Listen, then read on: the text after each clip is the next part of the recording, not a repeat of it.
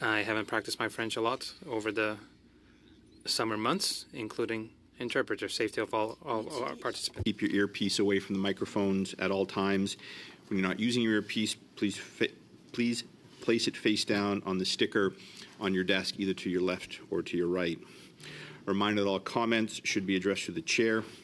Conformément à l'article 108.3G du Pursuant to Standing Order 1083G, the committee is resuming its study of Report 1, or IFCAN, referred to the committee on Monday, February 12, 2024. From the Office of the Conflict of Interest and Ethics Commissioner, Conrad von Finkenstein. Commissioner, good to see you here today, sir. And your associate, Michael Aquilino, Legal Counsel. Good to see you here as well. Commissioner, you'll have a maximum of 5 minutes for your opening remarks, after which we'll turn to our round of questionings. Over to you, please. Thank you for inviting me to discuss the Attorney General's report on ArriveCAN. As you mentioned, with me is my colleague Michael Aquilino from the office, the legal counsel to our office.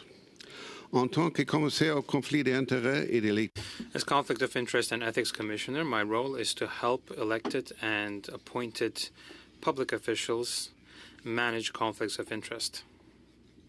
We administer the Conflict of Interest Act for appointed officials, such as ministers, their staff, heads of crown corporations, deputy ministers, and members of various boards and tribunals. As you know, we also administer the Conflict of Interest Code for members of the House of Commons. Under the Act, when reporting public office holders are first appointed, we gather information about what they own, what they owe, and what they do. This helps us see whether they have conflicts of interest and advise them on how to manage or avoid them. This could include setting up conflict of interest schemes or putting assets in a blind trust. Tout au long de leur mandat, Throughout their time as public office holders, we receive updates from them and review their information. We also give them ongoing confidential advice and guidance on questions such as accepting gifts, when to step back or recuse themselves from discussions, and the rules that will follow them after they leave office. Under the code, we go through a similar process with members. It's something you are all familiar with. All publicly shareable information about reporting public office holders and members is available on our website's public registry. Both the Act and the Code, we focus on private interests that might affect financial or business decisions for personal gain. Essentially, the main purpose of our work are first to help elected and appointed officials recognize and manage conflicts of interest, and second, to facilitate the movement of qualified people in and out of the public service without issue. Regarding the current issue of ArriveCAN, I understand there are ongoing investigations by other organizations. To our knowledge, no person subject to the Act or the Code were involved in this matter. Hence, we have no jurisdiction, and I have no comments to make on that. C'est avec plaisir que je réponds. I'm happy to answer your questions. Et voilà, merci beaucoup. Thank you very much. Januous, you have the floor for 6 minutes, please. Thank you, Chair. I want to thank the Commissioner for being here, and I look forward to asking him some questions very shortly. As members know, we do have some unfinished business on the ArriveCAN issue from yesterday that I'd like to propose we quickly wrap up. I've sent a revised motion to the Chair, which builds on our work yesterday, but which incorporates feedback from other parties, which I hope will be able to facilitate us moving forward quickly. So if the clerk can distribute that motion now, and I will read it as I move it. Mr. Jennings, just 1 second. We will send it. You sent that to the clerk, not to the chair, and I appreciate that. I just wanted to correct that just for the record. Yes. Yeah. And the clerk, now that you're speaking to it, will send that out. And Mr. Clerk, it was labeled V3 in the email because I know I had some further thoughts after I initially. So all right, just 1 second, Mr. General. I just want to. Mr. von Finkenstein, we're going to debate a motion here for a few minutes. If you could just stand down for it, we'll get back to you. I hope very, very soon. We had a discussion on this yesterday. There is some agreement, but not universal agreement. So we might have a debate around this, and then I'll try to wrap it up as quickly as possible and come back to you. If in the meantime, if you do want to stand up, walk around, that's fine. You're not required to remain in your seats by any means. It's at your discretion. But we'll come back to you, and I'll give you plenty of notice on that. Mr. Genuis, you have the floor, please.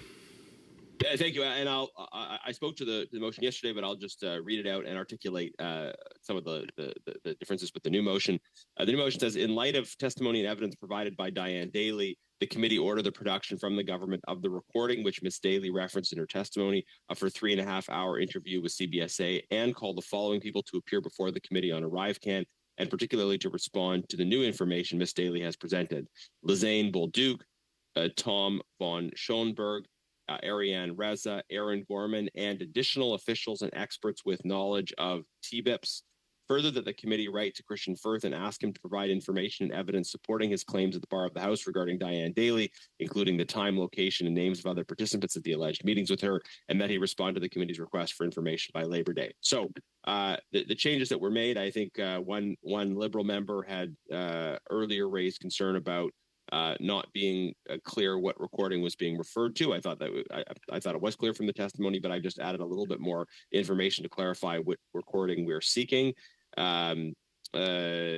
Desjardins made the very good suggestion about having officials that can speak to TBIPs, and I think that's a good suggestion, so I've added that in. Ms. Sinclair Gagné had suggested that we not invite Christian Firth, and what I proposed instead is that we simply ask Mr. Firth to send us follow-up information evidence. So we would not be calling Mr. Firth. We would just be sending a request to him to respond in writing to the committee, responding to Ms. Daly's testimony, his comments on April 17th, and inviting him to provide some additional evidence to support his version of events. So I think, rather than having a flurry of amendments, people are welcome to propose amendments, of course, but I thought I would try to speed up the process a little bit by incorporating the feedback we received from various parties, and the principle of following up on Ms. Daly's really groundbreaking testimony yesterday to be able to more effectively assess her claims and put questions to others about that testimony, I think is clearly important. I got the sense that there was majority support for the principles of my motion, and hopefully with these modifications, we'll be able to get it done quickly and get back to speaking with the ethics commissioner. Thank you, Mr. Genuis. I have a speaking list already. Mr. Desjardins, yes, Michelle? Yeah, just a point of order. Yes. We're dealing with an entirely new motion, so can we suspend so we can look at this? Sure, I will. I'll speak to that. Yes. So I think we all heard Mr. Genuis kind of speak to his proposed new wording. And 5 minutes, 10 minutes. What are you thinking? Well, 10 is good. Tell you what. Let's start with 5, and if you nod, we'll make it 5 to 10 minutes. But I'll look to you if we seem to be coming to some agreement resolution. We'll come back. If there's obviously a deadlock, we'll have to deal with that as well. So I'll suspend for 5 to 10 minutes. Okay, thank you very much. Purposes of discussing this motion, which means our witnesses can still stand down. Mr. Desjardins, if you're ready, you are first on my speaking list. Over to you, please. And then I had Ms. Khalid after that, and then Nathalie Sinclair-Degagné. So, Mr. Desjardins, you have the floor. Thank you very much, Mr. Chair, and I am happy to see that there's been amendments to the motion to include an amendment that I had sent to the clerk in relation to strengthening the original motion to include the members of the officials of the TBIPS program.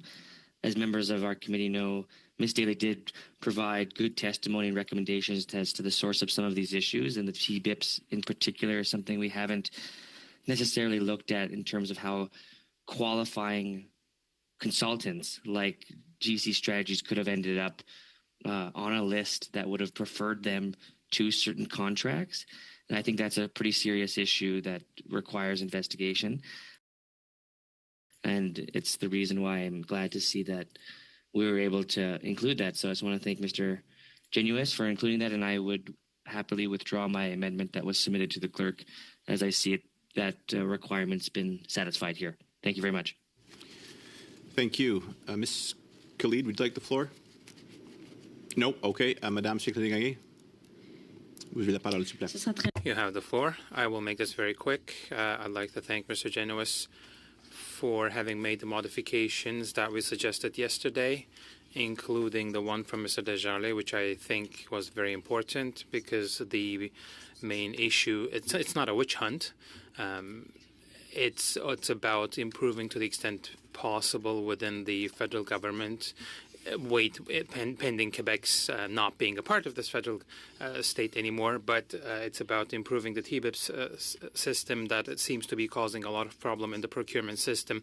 And a letter to Mr. Firth, I believe, will have a higher chance of getting an answer when it comes to the testimony of Ms. Daly, which contradicted his testimony. So we're going to support this motion. Et merci beaucoup. And thank you very much.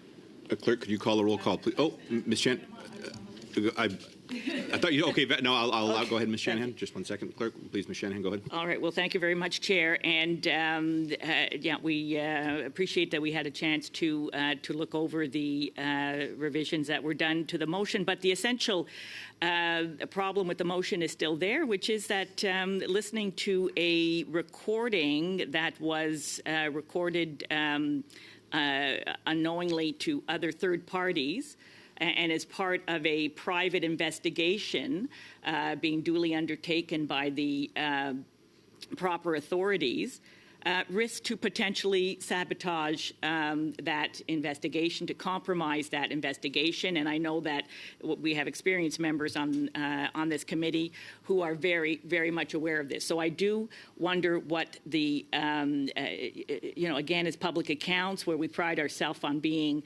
objective, on being, sort of doing that oversight, making sure that other people are doing their jobs. I do question why we are going after this, which I believe is a 3.5-hour recording, if I'm correct. And I'm also wondering, Chair, just how that recording will be shared with the committee, if it will be that we sit and listen to it for 3.5 hours, or that it's a transcript, or however it is.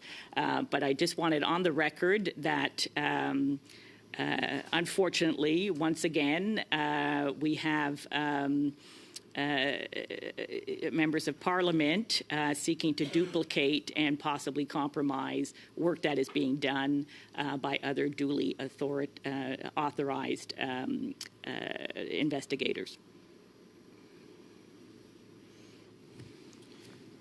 Thank you very much. Clerk, could you please call the vote on this?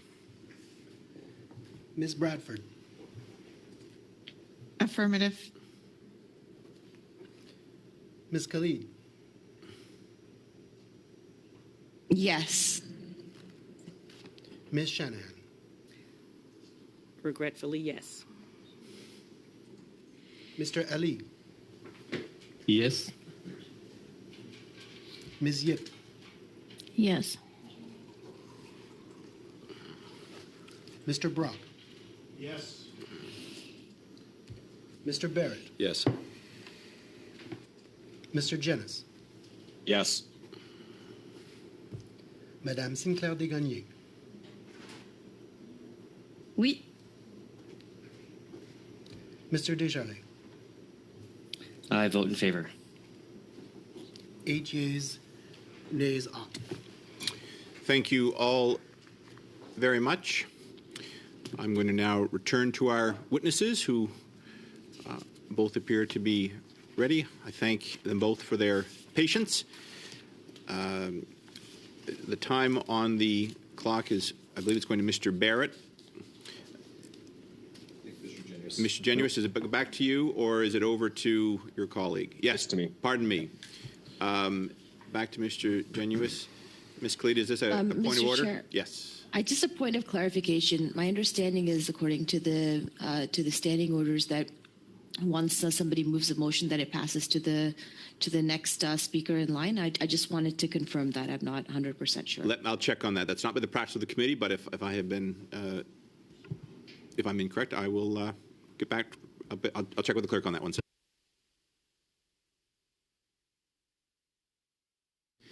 Thank you. I'm informed that it is not in the standing orders. It is at the chair's discretion, and my practice has been to, for all members from all parties, to suspend the clock when we move into a debate, and then return to that once the debate is concluded. So, Mr. Genuis, you do have 5 minutes and 30 seconds now. The floor is yours. Well, thank you, Chair.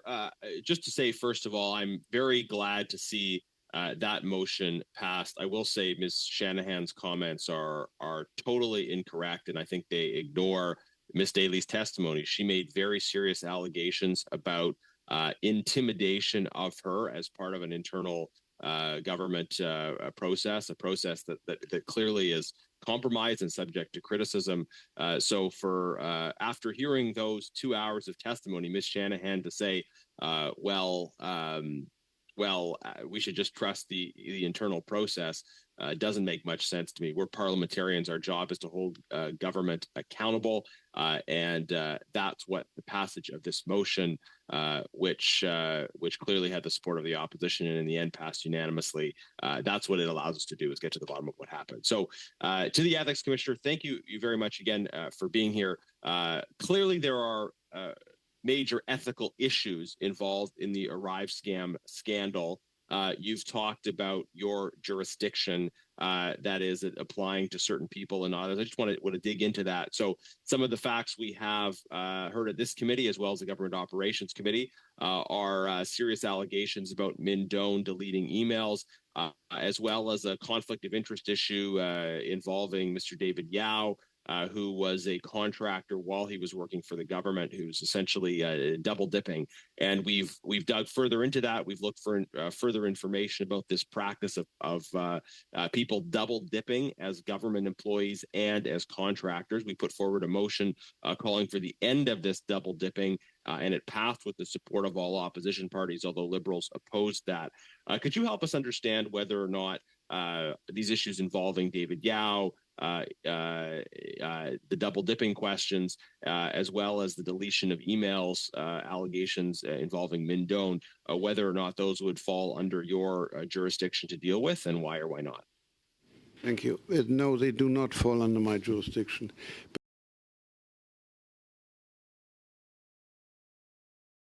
Basically, my jurisdiction is to deal with issues of conflict of interest. Conflict of interest by elected officials like yourself, or by people who are what the Act calls reporting public office holders, which are basically people who are appointed by governor and council and have a senior position. And in this case, all the people you mentioned, none of them falls under either category. So there are obviously other institutions who deal with this. Primarily the Commissioner of Public Service Integrity deals with it. There are provisions under the Public Service Employment Act, etc. These are all activities which we like double dipping, etc., which clearly are not ethical and shouldn't be pursued, but they're not part of my mandate.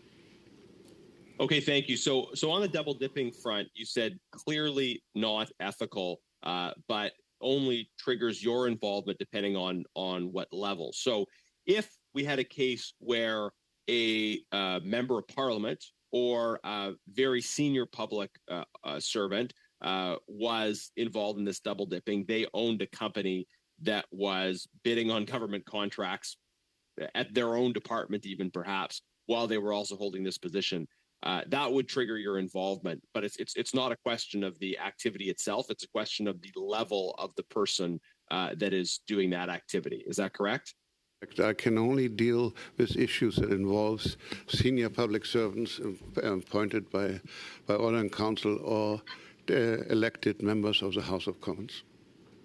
Okay, thank you. So I guess a way of getting at this issue would be to ask a hypothetical then. which is that if you had a senior public servant or a member of parliament who owned a company that was bidding on government contracts, presumably you would have concerns about that, right? Or would you? I don't know. I'm going to put words in your mouth. How would you respond to that? Excuse me. First of all, that senior public servant in your hypothetical would have to disclose all of this in his report when he's appointed, or if it happens during his tenure while he acquires it. We would deal with them. Does this create a conflict or not, and what are the remedies that is it? Do you have to get rid of the company? Do you have to put it in a public trust, in a blind trust, or whatever? And secondly, a member of the House of Commons can ask me to investigate.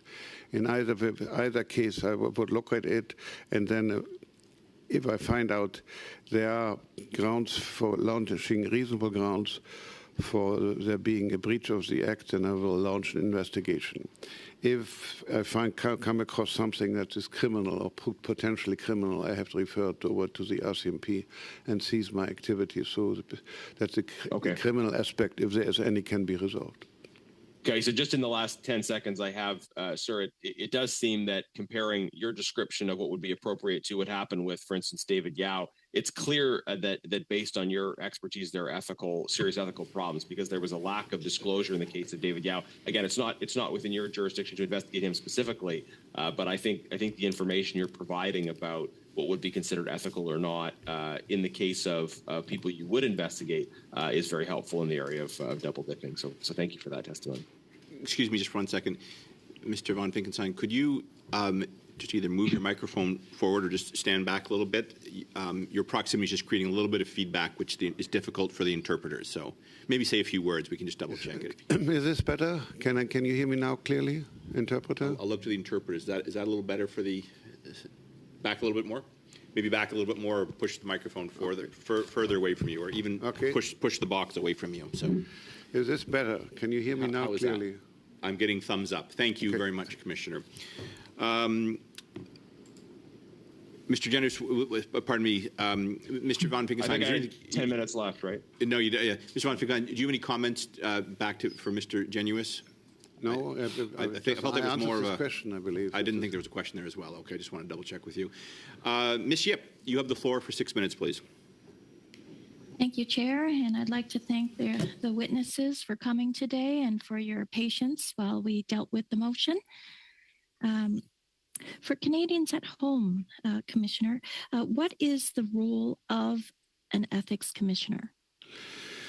As I mentioned, although the title is Conflict of Interest and Ethics, it really is primarily to deal with conflicts of interest. And obviously, when you do that, you look at you have ethical consideration. But the main thing is to make the Act quite clearly provides that people who have an elected position in the House of Commons, or people under the Code or under the Act, if you are an appointed official to a senior public service commission, you have to behave ethically.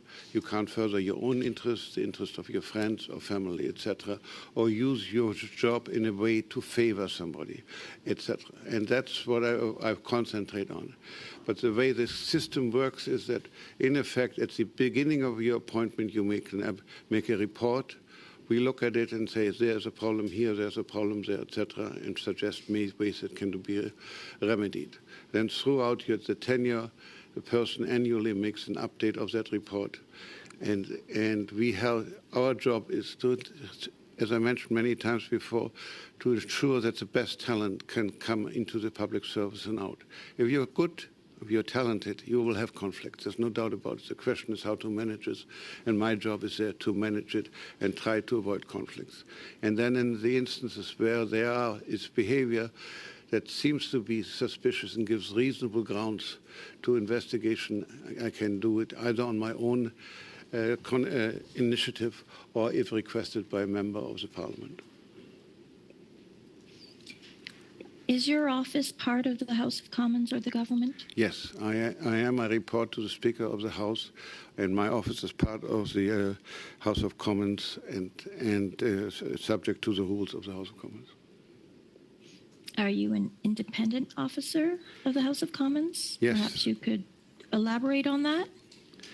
Well, if you look at the Act and excuse me, and the Code, basically it gives a huge amount of discretion to the Commissioner to decide what is a conflict, what behavior that can be permitted, or what are the remedies that should be applied. If the person to whom I give these directions refuses to do it, or it thinks they have an issue with it and I am wrong, they can go to the federal court and ask for judicial review of the decision. Other than that, nobody looks and has an ability to tell me how to decide or criticize or ask me to take back a decision or anything. I'm completely independent, but I report publicly everything I do to the Speaker of the House of Commons, and of course I publish an annual report. Thanks for making that clear. Have you opened an investigation into the ArriveCAN procurement? I have not, because for what I just told your colleague, I have no jurisdiction. My jurisdiction is over people who are appointed by order and council and are what the Act calls a reporting public office holder. None of the people involved so far that have been mentioned, either in the AG's report or in the public proceedings before you, qualify as reporting public office holders. So I have no jurisdiction to look into it and investigate. So you do not have any reason to believe that any member of Parliament, minister, or their staff have violated the Conflict of Interest Act or Code through this procurement? Indeed, that's exactly it, and nobody has furnished any evidence or pointed up anything that would seem to involve what we, as the Act calls, a reporting public office holder. Okay. Do you believe that any member of the Liberal government has personally benefited from the selection of any ArriveCAN contractors? It's not a question of what I believe or not believe. I deal with evidence. I have to look at a situation and find, on the basis of evidence, whether there has been a violation of the Act or not. As I say, so far I don't have any jurisdiction. If I had jurisdiction, then I would have to look at the facts presented and decide whether there are reasonable grounds to make an investigation, and if so, I would do an investigation. But that's very far away from where we are right now. So just to be clear, there's no investigation into this because you don't believe anyone has violated the Act or the Code? There's no investigation because I don't have jurisdiction. My jurisdiction depends on people who are reporting public office holders. There's no evidence, no referral to any public office holder who has been involved in this.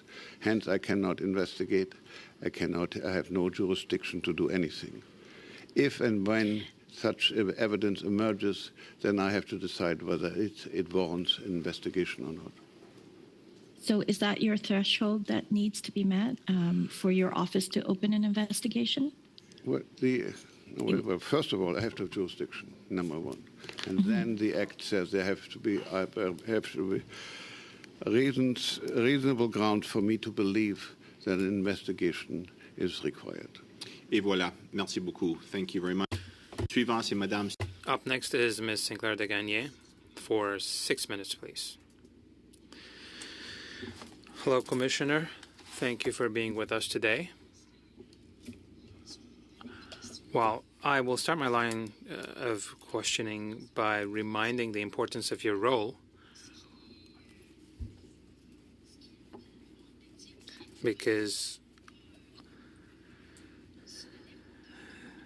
a lack of ethical adherence is not the equivalent of something being illegal. And when you look at conflicts of interest and ethical situations of ethics, it's interesting because it's not necessarily illegal, but clearly in some cases there are ethical problems in the behavior of some, for instance. So my first question to you will be the following. The most common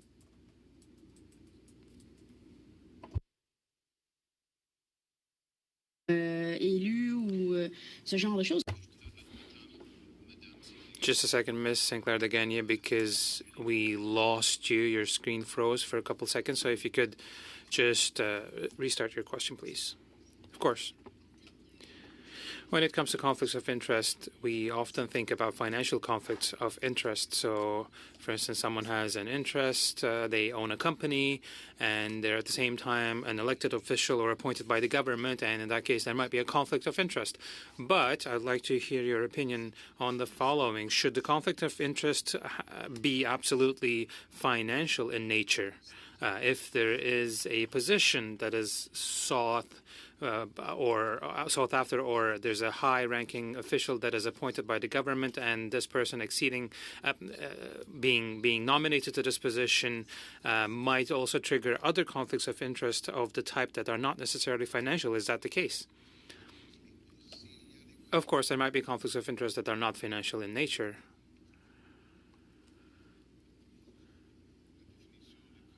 But when you look at the definition of conflict of interest for the application of this act, an appointed official or an elected official is considered to be in a conflict of interest when they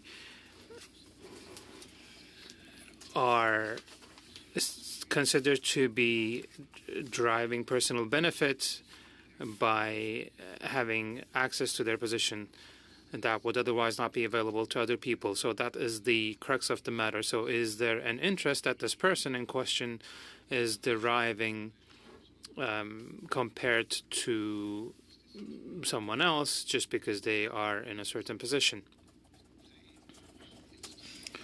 The definition is very strict. We're not talking about the general ethical framework. We're talking about the actions of appointed or elected officials who might be in a favorable situation compared to others.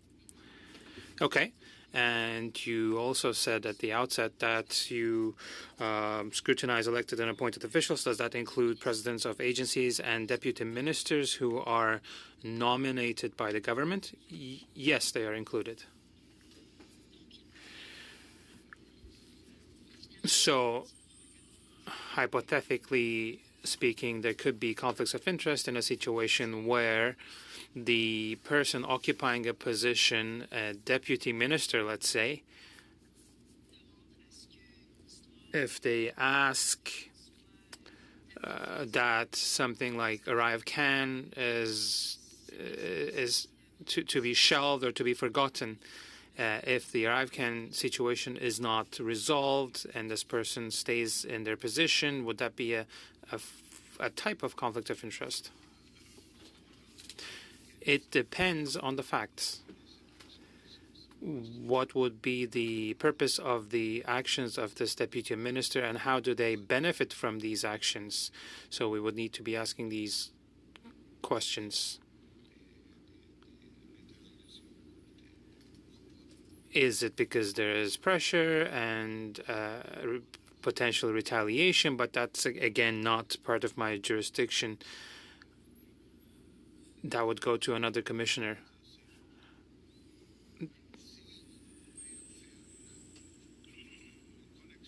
But if you can establish a connection with the actions of this individual and a personal benefit or outcome that benefits the deputy minister, at that point in time, yes, I could be involved.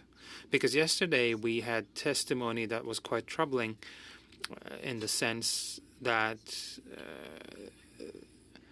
and I'm not saying the witness was right in that position, but a deputy minister's name was invoked, and the argument was that this person would have a certain benefit in the arrive can situation, and that they would be in favor of making sure that people forget about this situation. So would that be a conflict of interest in terms of their professional integrity?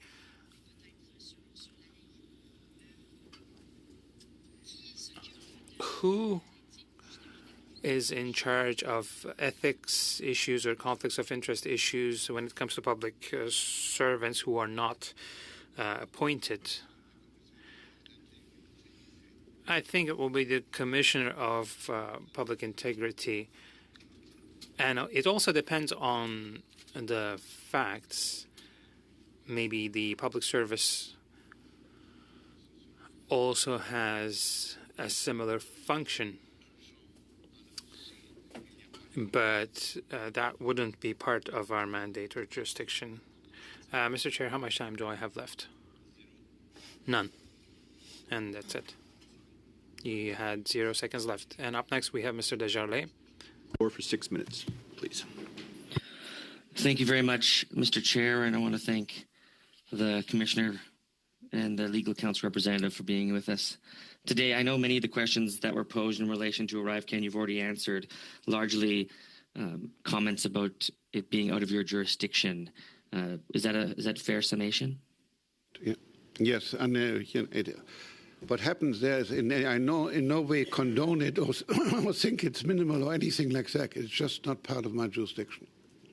No, I understand that. And so for those purposes, I want to turn to a particular ethical issue that is placating Canada at the moment, which I think was also highlighted in the ArriveCan issue, which is Indigenous procurement. Adjacent to Indigenous procurement, there are serious issues of pretendianism, quote unquote. This issue of officials and even members of parliament and other elected officials across the country claiming to be Indigenous for the purposes of trying to benefit in some way, shape, or form from doing that. As an Indigenous member of parliament, myself, I'm troubled by what has been a consistent and ongoing effort to use Indigenous identity as a tool, which is deeply troubling for Indigenous nations across the country, including my own and many others that we work with. And so it's really troubling to know that this is happening. It seems to me as though this could fall within your mandate in the future, a way or a tool for us to combat pretendianism, because it is being used by public officials and it is being used by members of parliament at times in order to deflect or to even protect themselves from claims of very legitimate racism. And so it's a concern to me, and I think a concern to the public. We've seen this in the last few years, for example, very high-ranking or high-profile persons in Canada and across the United States we had to get giant news agencies to investigate whether or not they were truly Indigenous, and they found out that they weren't after decades of benefiting from identity fraud. In Canada, there was even a severe case of 2 students attempting to identify themselves as Indigenous for the purposes of getting benefits there. And so it's a growing concern, and I hope, Commissioner, you can understand Indigenous people's very legitimate fear of identity fraud. And this is something that I think that requires more thought, more investigation, and more understanding, and also cooperation with Indigenous nations towards a way or a program or a process to verify when officials are in fact using identity as a weapon or using it as a tool of fraud in order to advance themselves. Is this something that concerns you at all, particularly within the ethics and conflict of interest laws? Yeah, of course, it's of great concern and something that needs to be addressed and dealt with.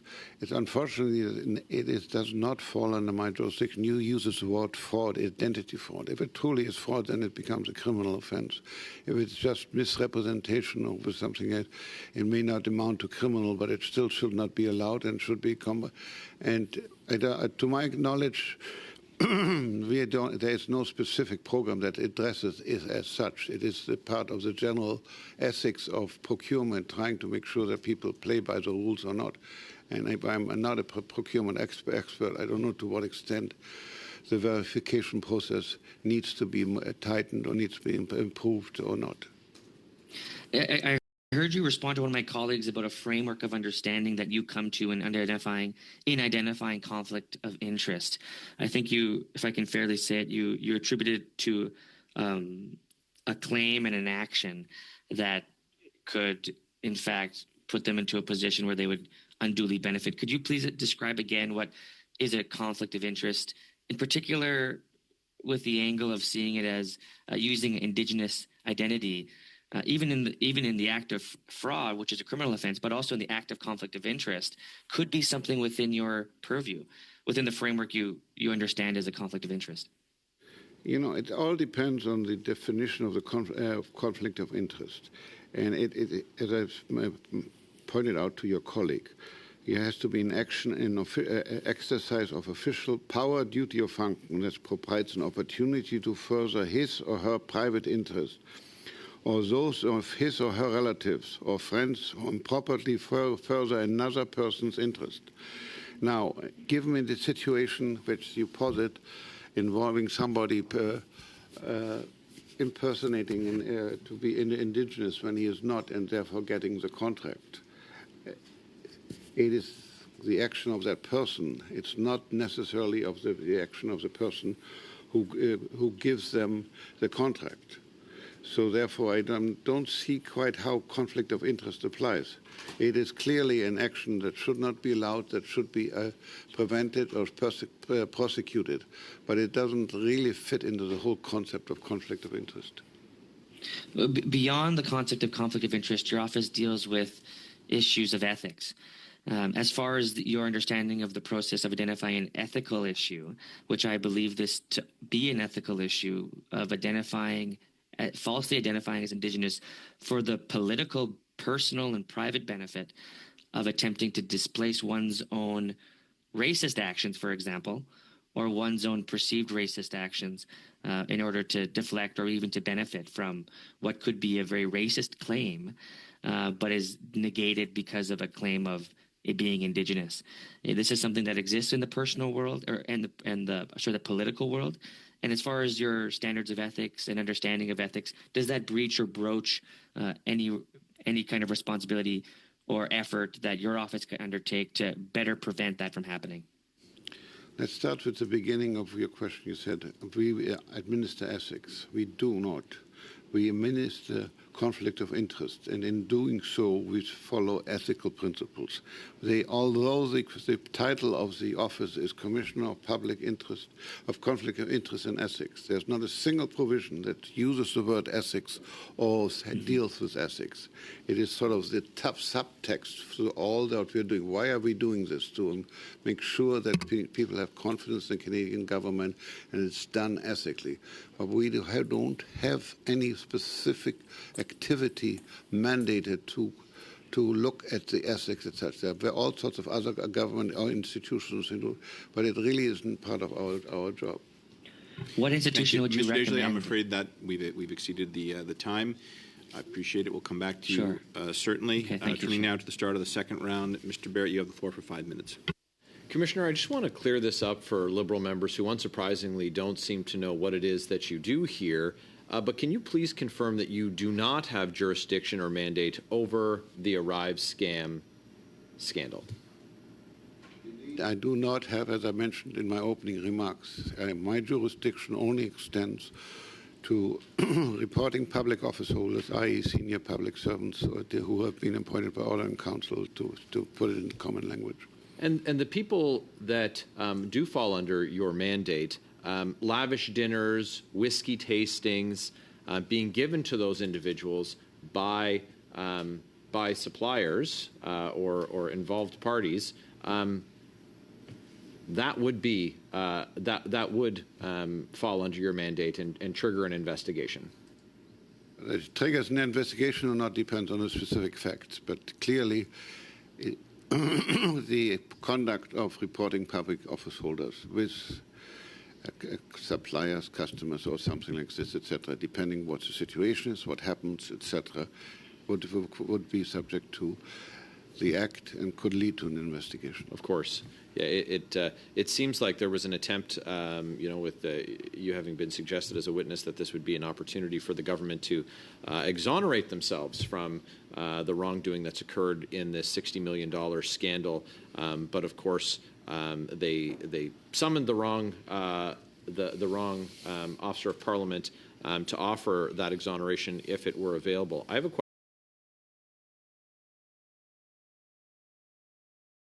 question for you, Commissioner, about Ms. Annette Verscherian, who was the Liberal-appointed chair of Sustainable Development Technologies Canada.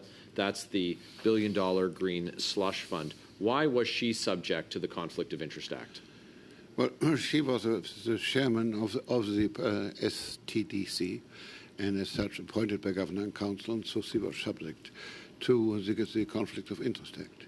She declared her conflict, and she went through the rules of when she was appointed, letting us know her interests, what's there. We appointed a counselor, as we call them, to her to make sure that her affairs would all be in such a way that there wouldn't be a conflict of interest. Who was the head of government at the time that she was appointed?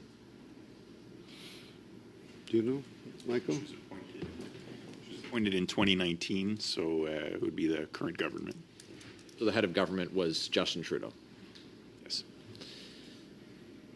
What sections of the Conflict of Interest Act did Ms. Versharian violate while chair of the board at the Prime Minister's Slush Fund, having been appointed by his government? Well, you read my report. So I made an extensive investigation into her activities, and I found out, first of all, that she's not only head of the STDC, she was also head of two not-for-profit organizations, one called Verschuren Center and one Mars. And as such, which are basically incubator organizations. Right. And certain companies came forward which were sponsored by these incubators. She declared her conflict of interest, but then there was an actual vote, what they called, what is called. I apologize for the interruption, sir. I'm quite tight for time. I was looking for the number at which sections that she violated. Are you able to reference those offhand, or just to enumerate the number of sections that she was found to have violated? Yes. Michael, give him the details, please. So there were two provisions. It was subsection 6.1 of the Act and section 21. Sir, are you able to tell us how many hundreds of thousands of dollars she was deemed to have been the beneficiary of as a result of the conflict? As part of the report, we didn't do the calculation based on the votes and the dollar amounts associated with those votes. So we have the Prime Minister's hand-picked chair of his billion-dollar Green Slush Fund who's found guilty of breaking Canada's ethics laws. This is, of course, the latest in a long list of Liberals to have been found to have contravened this act. In your investigation, did you find that former Liberal Innovation Minister Navdeep Bains was aware of Ms. Versharian's conflict of interest with NR Store at the time that she was appointed? Just a quick yes or no, if you could. We did not look at her appointment. That's not our job. Our job is to look at her, not the steps that go to her appointment, but once she is appointed, does she have a conflict and how can it be resolved? And by the way, what we did find, and let's make it quite clear, that she received incorrect legal advice, and that was the real problem. And her advice was, because it was an emergency COVID, conflict of interest issues do not apply. That was absolutely wrong. She followed that advice and voted on the subsidies that were given to all companies, to the injections in order to help them survive the COVID crisis. And what I found is, no, you shouldn't have done that. You should have recused yourself. You should have walked out of the room because the vote affected a company in which you have an interest. She didn't do that, but she did the record clearly shows that she was told no conflict of interest is here. And I spoke to her counsel. I cross-examined him and said, on what basis? And he said, on my knowledge of basic corporate law. There's no corporate law that I know of which says because there's an emergency, conflict of interest does not apply. So it was just incorrect advice that she followed. Thank you very much. That is the time. Moving now to Ms. Bradford. Ms. Bradford, you have the floor for 5 minutes, please. Thank you, Mr. Chair, and thank you for Commissioner for attending this meeting today. Again, the meeting was called and the subject was to be on ArriveCAN, but I see that MP Barrett has now shifted it to focus on Sustainable Development Technology Canada. So along that line then, since he's chosen to steer this discussion in that direction, Do you think that the Conservatives are continuing to cry wolf despite the fact that the government has taken responsibility for the lapses in the governance by implementing swift changes to address the situation? Since your report has come out, the STDC funding has now been transferred under the National Research Council, which should ensure more stringent oversight. Given your findings, how do you take the news of the structural changes, and how will it lead to better accountability and oversight in your view? Really, the whole issue of conflict of interest in an organization like STCC is key, because you have to know something about the industry in order to know what kind of support they need and what kind of form that support to take. On the other hand, you can't have conflicts, etc., or you have to recuse yourself. So it is ever present. The STCC has a very elaborate code of dealing with conflict of interest, which mirrors the provision of the Conflict of Interest Act.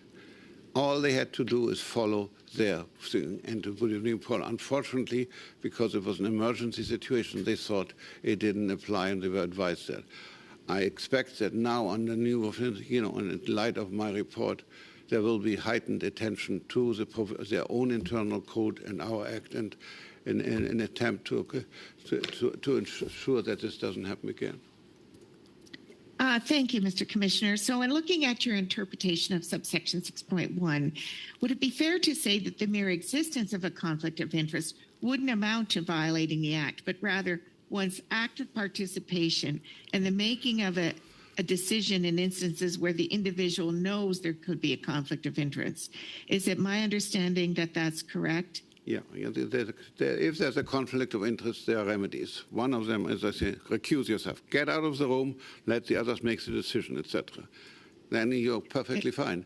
But if you stay on your vote or you participate in the discussion, then you get yourself into problems. Right. And you found that Mrs. Verschuren did not sufficiently remove herself from decision-making in certain instances, right, given she abstained rather than recusing herself. In so doing, she was deemed to have participated in decisions and contravened Section 6.1 and Section 221. If she properly recused herself in every single instance, would you have found her in breach of both sections? No. If she had recused herself, there would have been no breach or contravention of the Act. And in order to respect the Act and even STDC's own conflict of interest policies, individuals should have recused themselves.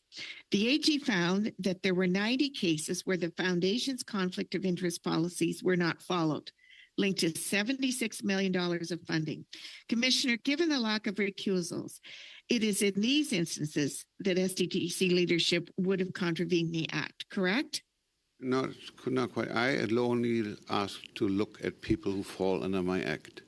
Those are the people who are appointed by order and council.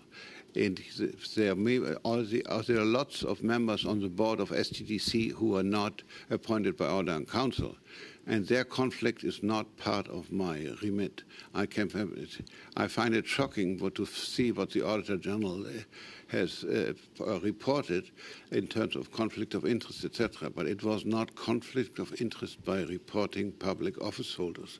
And that's all I can look at as a group. Conflict of interest by reporting public office holders. And in this case, I was asked specifically to look at 2 reporting public office holders, and I looked at them, at their activities. Can you tell me how many current investigations your office has underway where they did meet the threshold of conflict of interest? Right now? Yes. I have none. The last 2 were Mr. Verschuren and Mr. Vermette.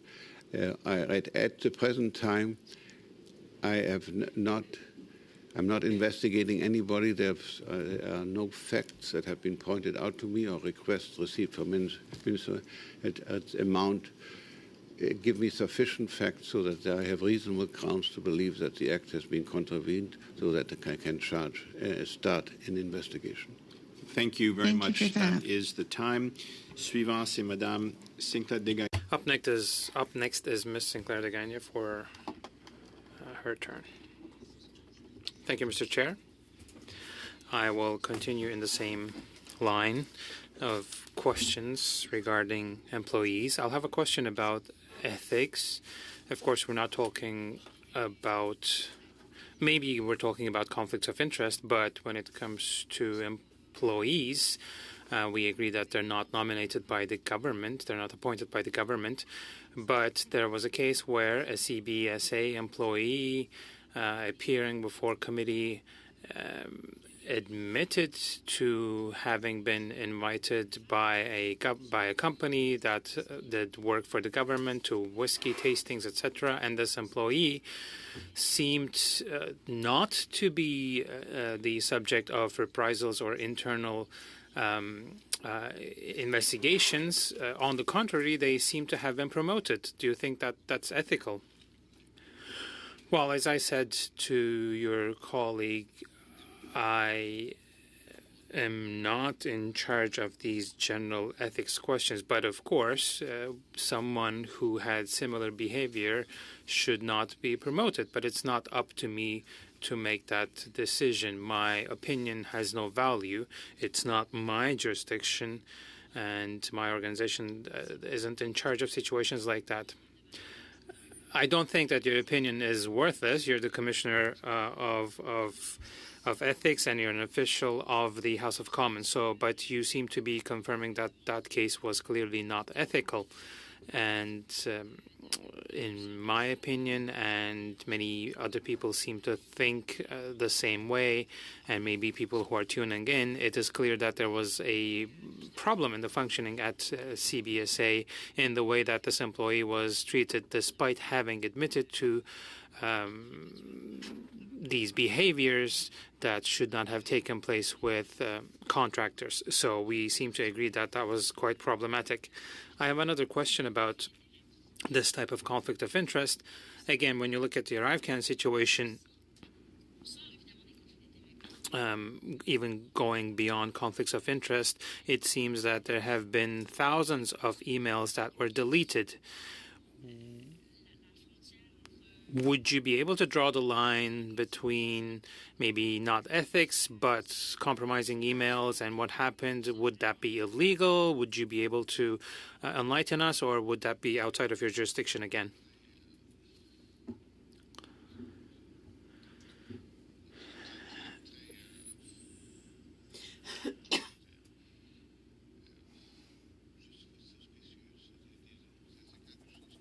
That's something that's quite troublesome, that emails seem to have been deleted. I do not, of course, know under what conditions and what rules they were supposed to follow.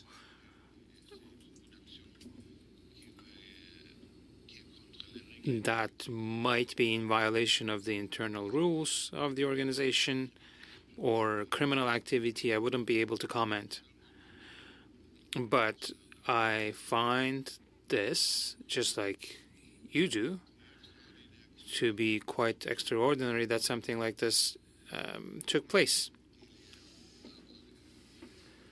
And the AG is in the process of looking into this. There's an investigation going on. All the documents have been submitted, should have been submitted instead of being deleted. Thank you very much. 2.5 minutes, please.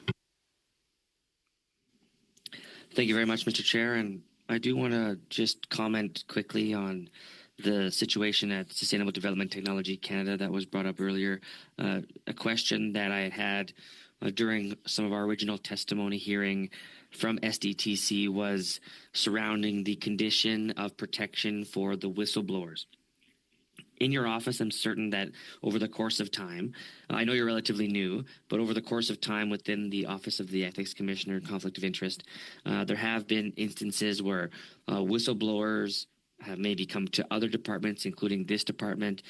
How do you deal with ensuring the protection of whistleblowers in the conduct of your work?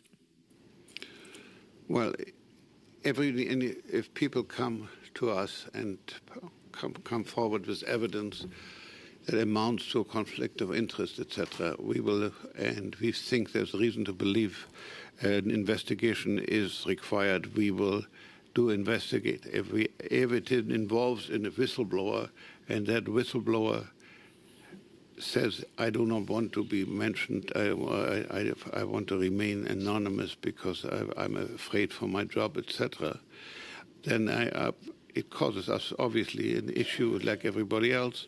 How do we deal with this? Can we protect him? But on the other hand, how can we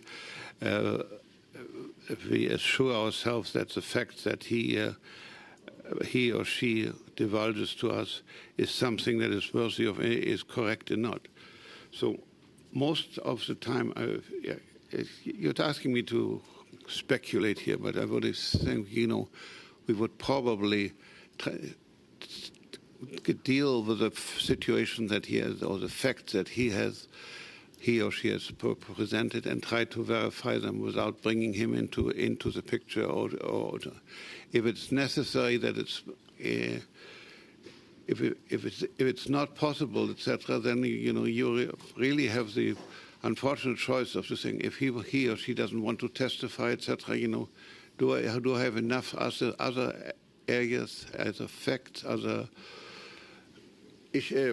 evidence in order to proceed, or no, that may be true, but since if he is not willing to testify, that's essentially then you have to close it down. These are very difficult issues to do when you're not dealing with criminal behavior. We have no whistle protection or anything like this. I might very well tell that person, you think you should go to the Commissioner of Public Service Integrity and talk to her because she has a specific mandate to protect people against retaliation in case there is whistleblowing. But to my knowledge, we have not had any situation like that. But if it arrives, it requires very delicate handling. That's all I can say at this point. Thank you very much. That is your time, Mr. Desjardins. Turn now to Mr. Perkins, who's joining us online. You have the floor for 5 minutes, please. Thank you, Mr. Chair, and thank you, Commissioner. I'd like to ask you about the Basharian report that you issued on the Liberal Green Slush Fund SDTC. You, in the report, acknowledge that you were aware of the parliamentary hearings as well as the Auditor General's work in this area. Is that correct? Yes. Then you were aware then that the Auditor General, as part of a report, identified 9 Order in Council appointments to the board who had voted conflict of interest, not just the one in Mr. Barrett's letter. And earlier you said that you only dealt with Order in Council appointments. Will you look at the other 8?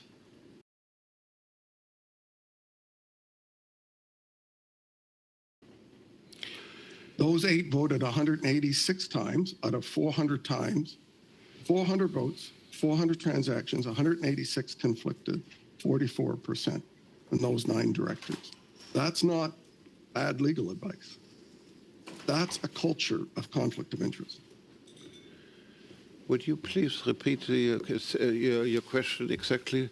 I want to make sure that I misunderstand you.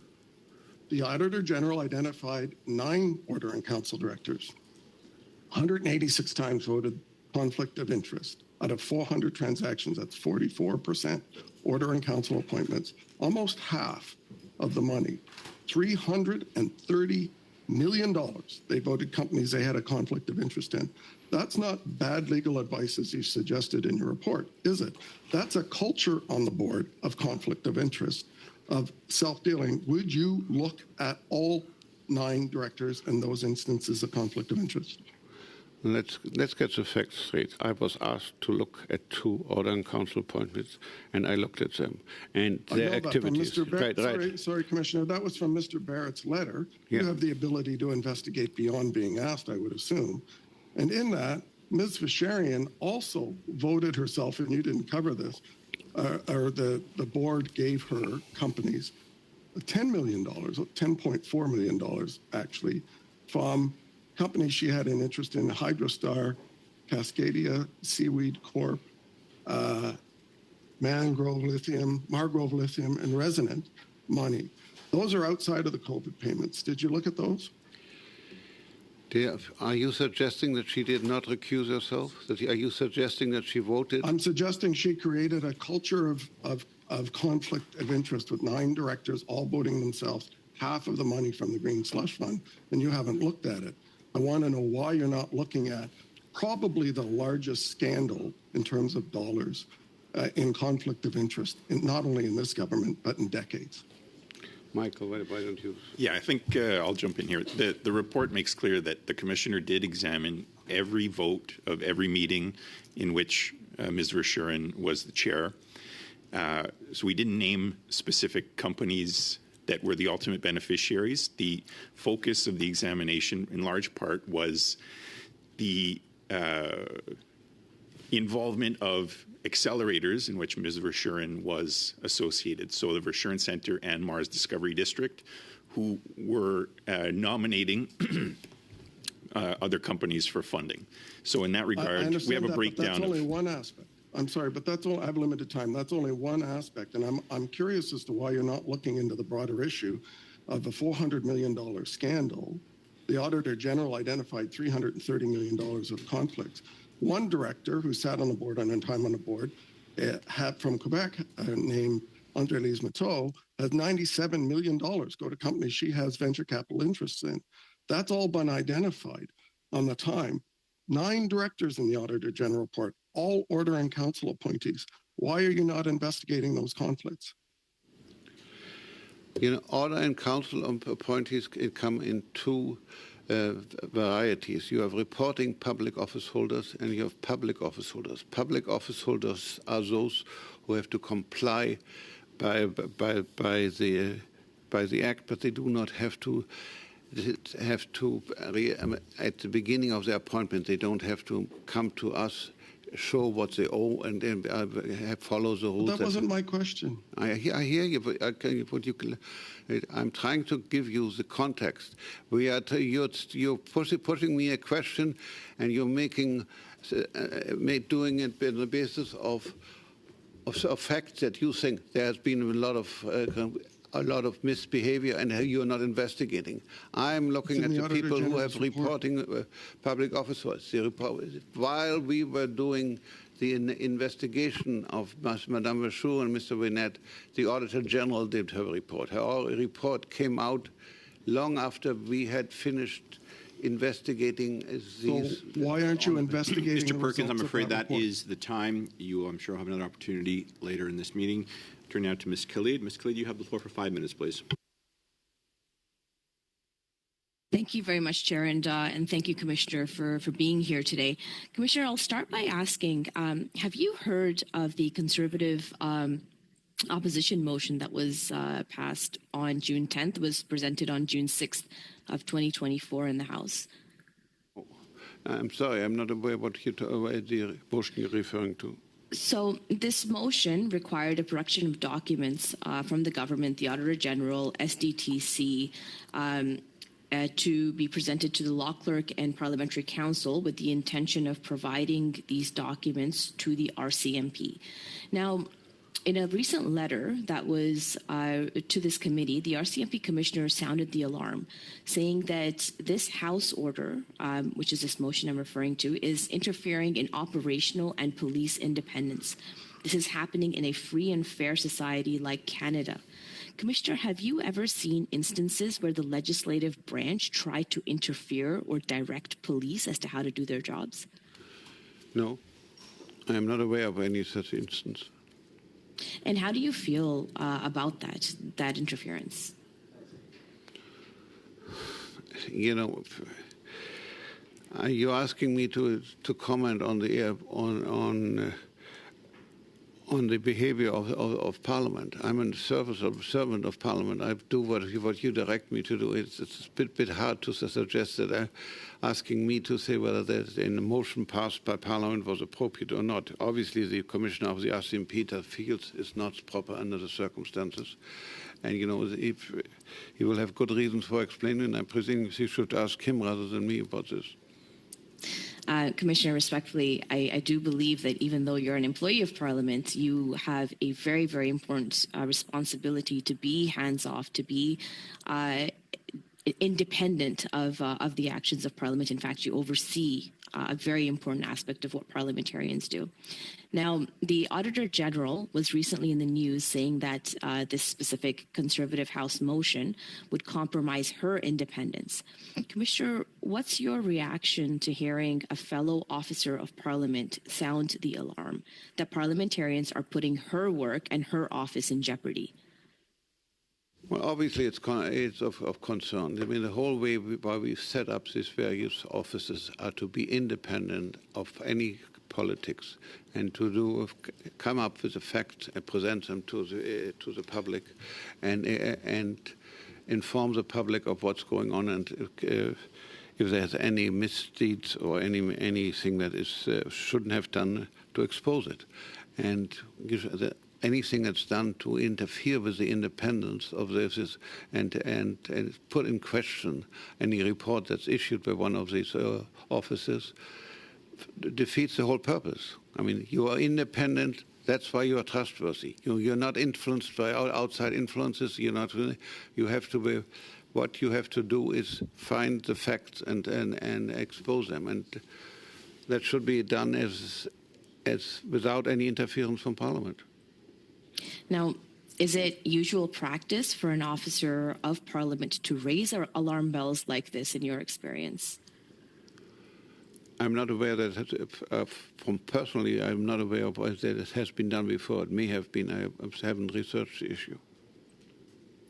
I mean, it is, as you said, Commissioner, quite alarming that parliamentarians would interfere with the work of independent office holders that are there to provide scrutiny. So, it is quite troubling in my point of view. Now, the government has addressed the situation that we're talking about today, which is what I think Canadians expect of our government, but that doesn't quite suffice for the cons, because what matters most for them is to create chaos. And Mr. Poilievre and his cons, they thrive in chaos. They need to create it everywhere that they go, and in turn, they look to hurt trust in our institutions, including your office, Commissioner. So when they use the House to direct or to seek influence police in this country and compromise officers of Parliament, they're looking to hurt the trust in the institutions that they one day will seek to govern. Commissioner, in your view, what is the long-term damage that is being done to Parliament and to institutions based on this conduct?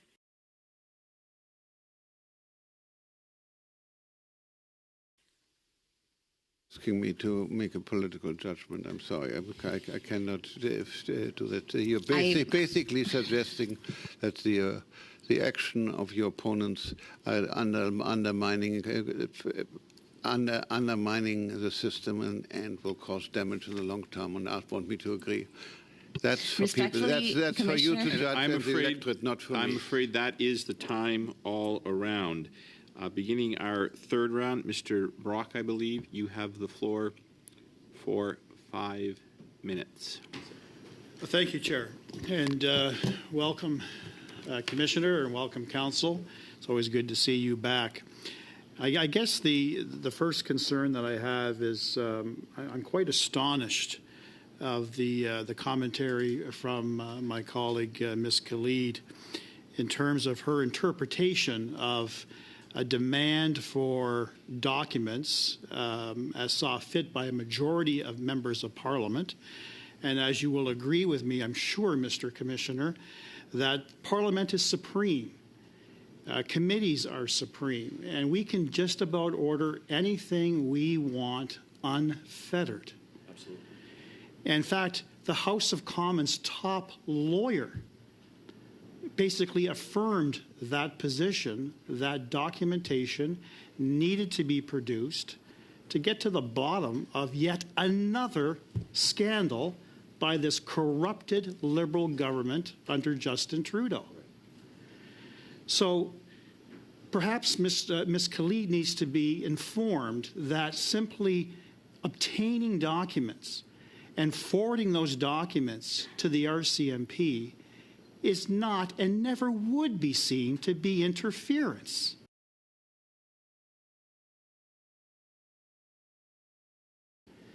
It aids in their investigation. She is somehow suggesting, wrongly and deliberately wrongly, that by asking and furnishing documents to the RCMP, we are directing an outcome, which you know, Commissioner, is completely ridiculous. The RCMP are completely independent and are unfettered in their decision to lay charges or not. You'd agree with that? Yeah. Regardless of what Parliament said, regardless of what Justin Trudeau may have said, they have that final discretion. So Ms. Khalid needs to be educated on the powers that the RCMP actually have. But a broader concern I have is this. Really, why are you here, Commissioner? As much as I enjoy listening to you and listening to your counsel, you were selected and you were chosen to come here by the Liberal Party. And right out of the gate, they asked you questions about your mandate as if they didn't even know why you were here. As we well know, and you can confirm, Commissioner, there's at least a dozen other investigations into this Arrive scam scandal, including the Auditor General and the RCMP and numerous colleagues of your level, various commissioners, actually examining this scandal. Why weren't they here today? But they chose you. You made it clear to this committee earlier this year that you have no mandate with respect to the Arrive scam, do you? I don't. And my opening statement today made that absolutely clear. Made it abundantly clear. So this is now twice you've made it clear you have no mandate, yet the Liberals wasted this committee time and wasted your time, sir, from doing the good work that you are obviously doing throughout the year. How much time do I have? Mr. Brock, I want to just push you back in your lane. The witness is here, the invitation of the full committee. So I appreciate you're welcome to raise his relevance, but he is a committee witness. So just a nudge back in if you could on that. There are no certainly. Yeah, I appreciate you've got a minute 45 left. Okay, so let's get to your report, the Verschuren report. We've heard from my colleague, Mr. Perkins, that she somehow benefited from the decision making that she either made or abstained on voting but not recusing herself, upwards to $10 million. You found her guilty of breaching two aspects of the Act. I want to know, and I'm sure Canadians watching this want to know, what is the penalty for her? Penalty for her is, as the Act provides right now, basically exposure. Sorry? Exposure. Exposure. Yeah, if you you had a conflict of interest, if we expose it, you get it certified, it does damage to your reputation. That's how the Act works. The Act does not have any penalties, except for minor penalties on reporting things. And the consequences are to obviously, if the person who appointed her, she has resigned. But if not, for instance, one option it would have been for the government to ask her to resign, etc. If they felt the breach that we pointed out was severe enough, etc. As my colleague pointed out, we went through every single vote of hers. So these allegations that are here that she supposedly voted on issues of up to $200 million to benefit her, etc. As I say, we looked at every vote that she did, and she recused herself when required. At least that's the evidence, Michael, if you want to elaborate on that. But so the whole focus was the emergency votes. That's what Mr. Barrett's letter asked me to look at, and we looked at. And in the process, we also looked at votes that she did with regard to incubators, and we found that she violated. She should have recused herself, not abstaining, because there's no provision for abstaining in the Act, except if you're a member of Parliament voting something on a minister. So here we find it is the whole process is essentially, if you want to put it bluntly, is we investigate, we expose, and to some extent we do damage to your reputation. That's all we can do. The person who appointed, we're talking about a reporting public office holder, whoever appointed them can decide if they want to do other actions. Meanwhile, the I'm taxpayer is afraid out that $10 is the million. time, Mr. Brock. Ms. Shanahan, you have the floor for 5 minutes, please.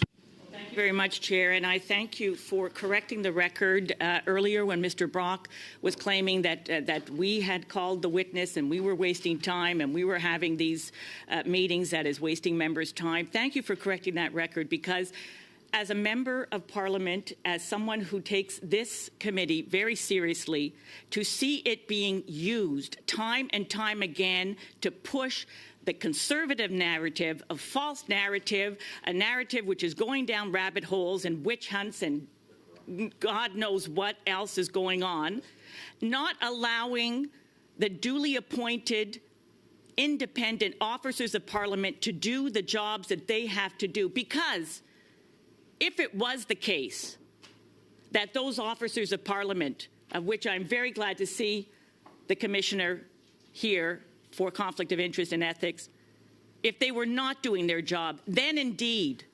parliamentarians would be called into action. But when they are doing their jobs, the RCMP, the Auditor General, anyone else that is doing their investigation, we must let them do their work. And I want to read out now, for the record, from the letter from the Commissioner of the RCMP.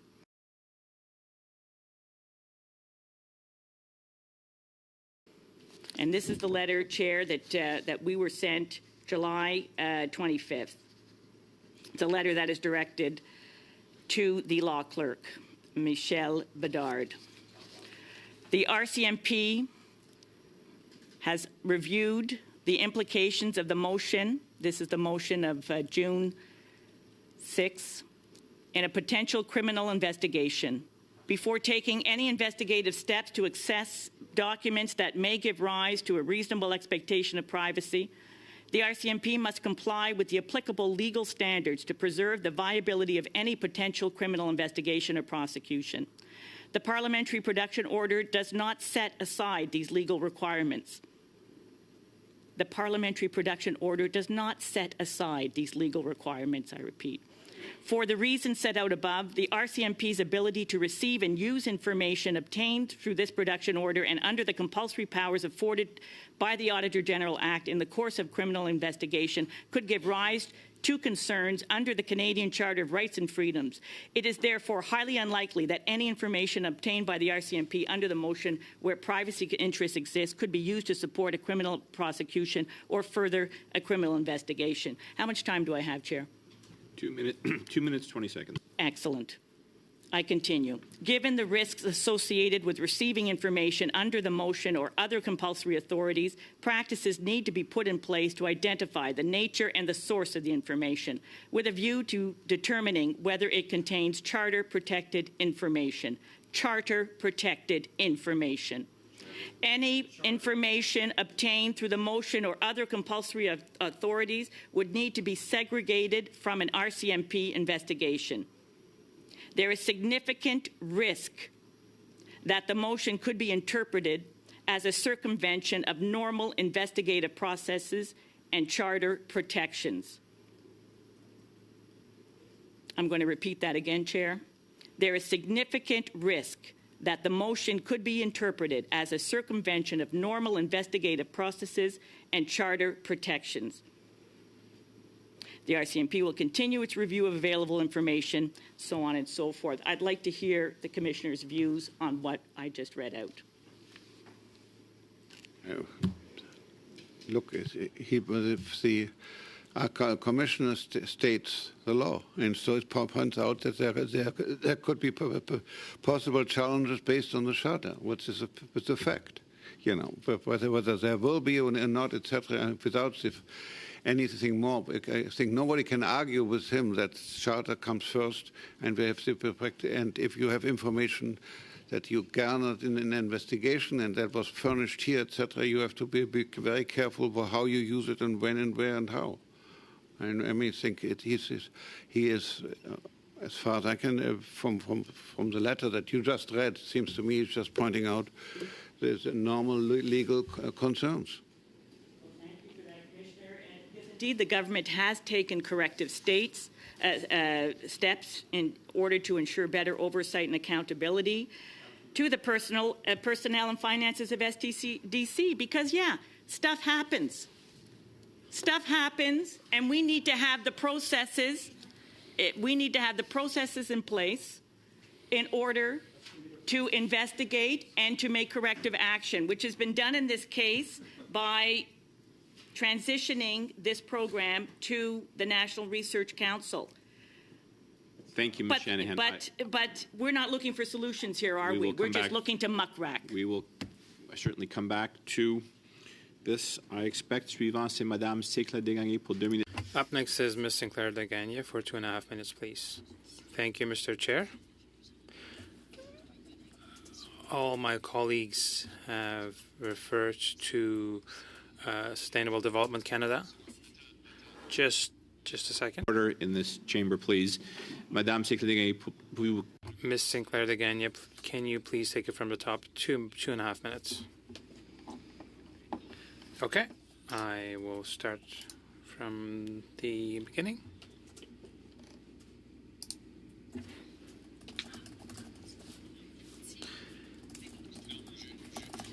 I fully understand, of course, take some time. I will reset the clock when you're ready for 2.5 minutes. Okay, thank you, Mr. Chair. Now, when it comes to Sustainable Development Technology Canada, a lot of colleagues referred to the situation, and you published a report. So I have a question about that. There are some parts of the report where you say that Madame Verschoren possibly acted in the manner that she thought would take care of or resolve of her conflict of interest. So she abstained rather than recusing herself. Is that the case? No? Oui. Yes. Did you hear my question? Yes, your summary is quite on point. Okay, thank you. Well, what I'm curious about in all that, Commissioner, is that these are these appointed people, individuals. Do they not follow a training on conflict of interest? Well, it really depends on the organization. If the organization has a legal counsel, they would normally explain to them what the rules and expectations are and what kinds of behaviors are expected of them to avoid conflicts of interest, etc. But if the organization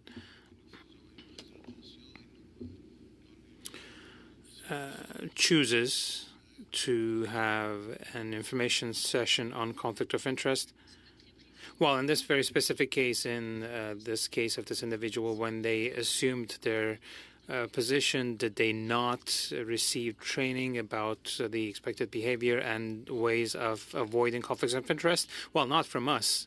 No, but in general, because that's quite important. Because if there's no training, then it's quite problematic because they are in charge of public funds.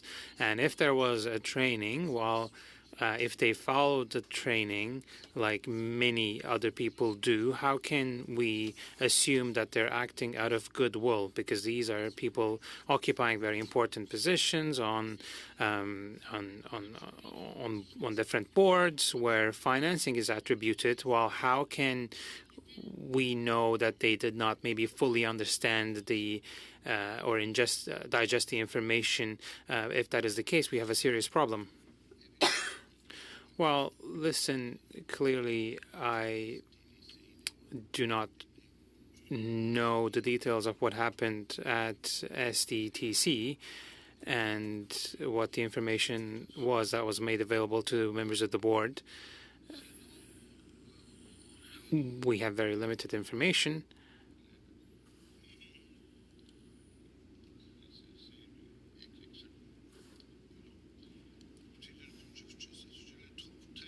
I find it very hard to imagine that they did not have a training session with Madam Verschuren, because that's normal in every organization. It's a question of finding out what exactly happened with the different members of the board, because there were a certain number of cases where she was informed that there was a conflict of interest. She took that into account, but she did not recuse herself.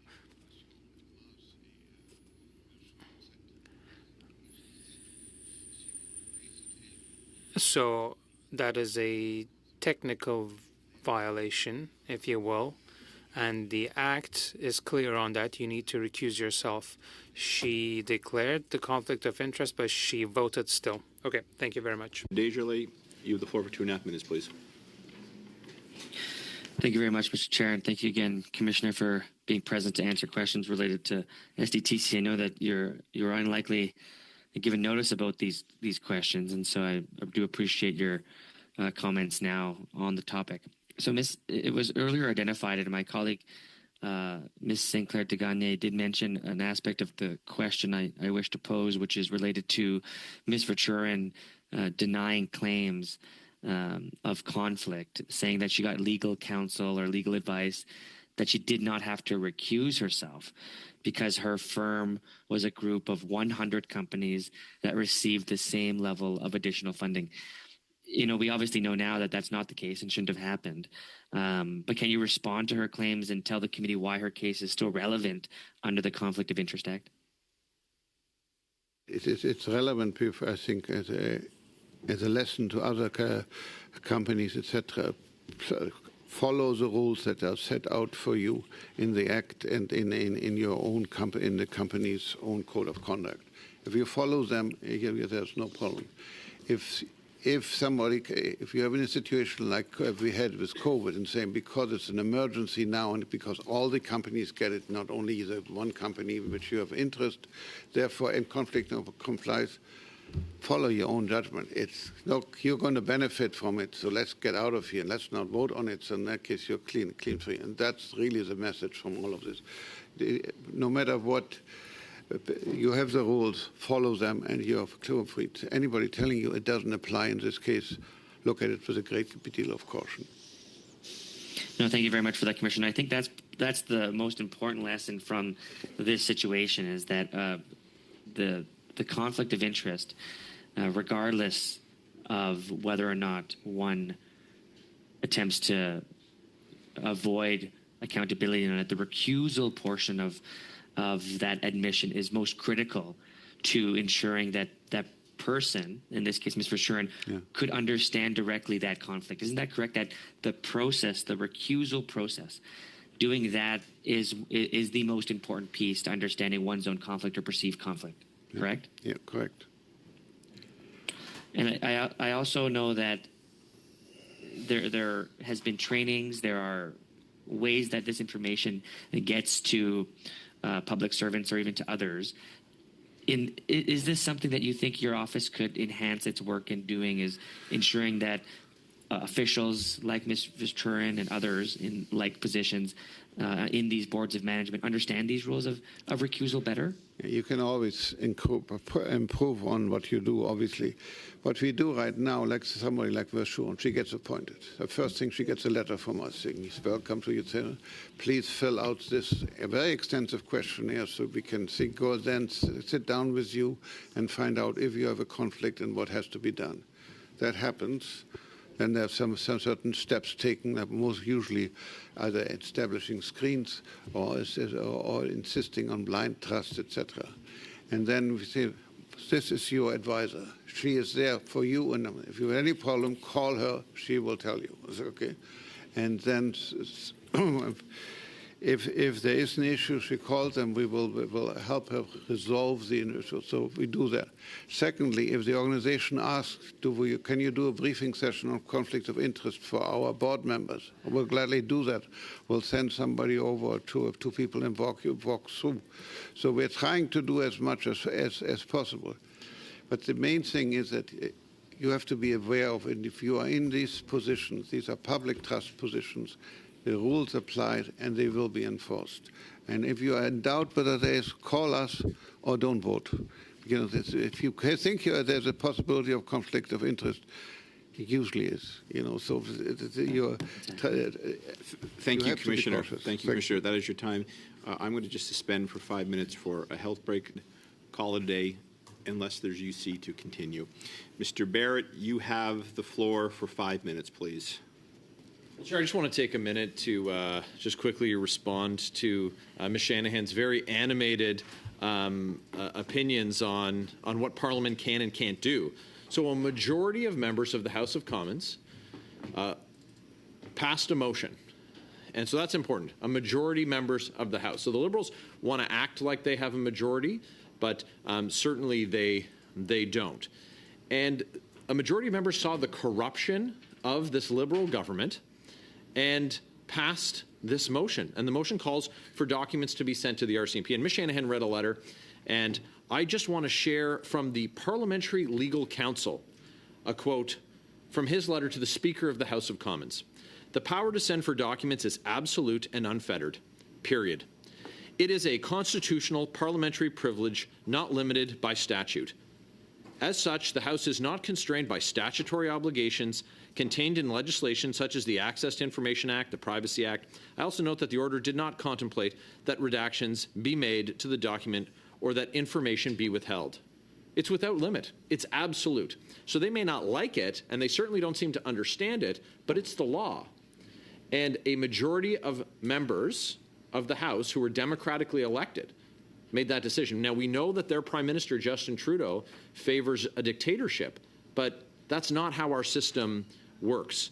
Now, the Commissioner of the Royal Canadian Mounted Police does report to a minister in Justin Trudeau's cabinet, as per Section 5 of the RCMP Act.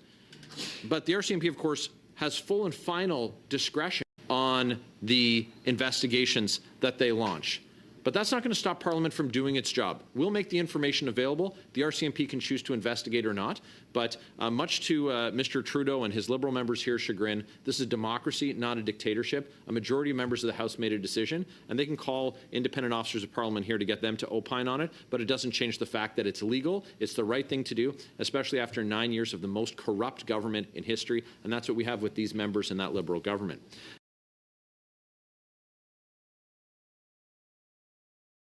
Commissioner, I want to move on to yet another Liberal scandal. Did you have an opportunity to review the testimony of Mr. Stephen Anderson, who's the business partner of Justin Trudeau's minister from Edmonton, Randy Boissonnault? He recently appeared at the Ethics Committee. Did you have an opportunity to review that testimony, sir? Opportunity. I read about it in the paper. I did not watch it personally. So there's new evidence that was presented of a business-related text messages between Mr. Anderson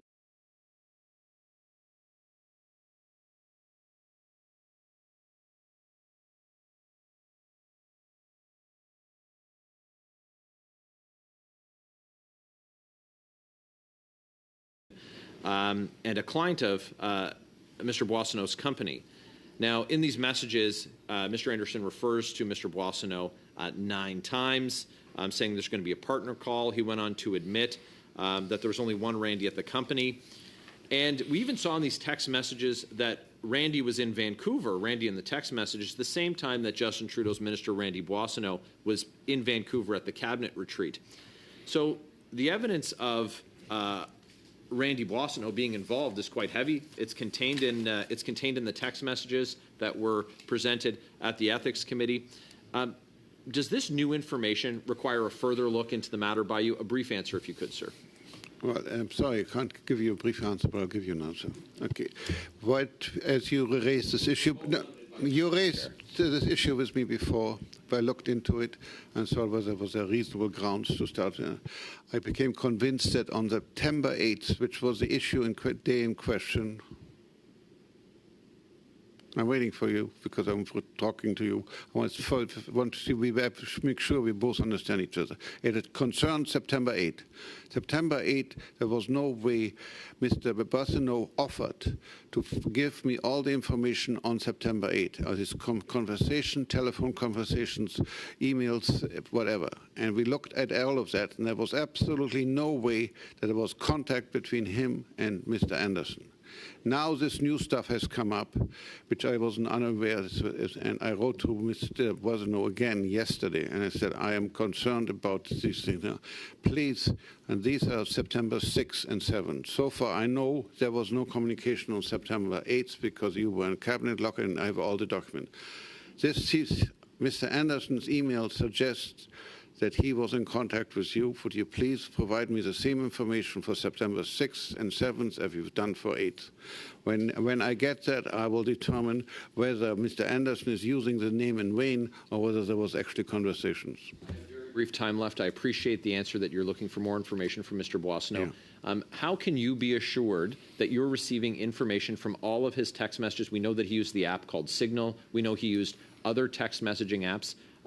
Are you certain that you have the messages from all of the messaging applications that he used, including Signal and any other instant messaging application? We specified in the letter that we want any means of communication electronically, it is between the two of them, whether it's, as you say, Signal or Skype or whatever you use, etc., or telephone contact. Once I get that information, I will be able to exercise my judgment, say, as a reasonable grounds to suspect that there was an involvement of Mr. Boissonnault in this, and therefore an investigation is launched, or really, no, his name is being used in vain by Mr. Anderson in order to give extra credibility to his emails.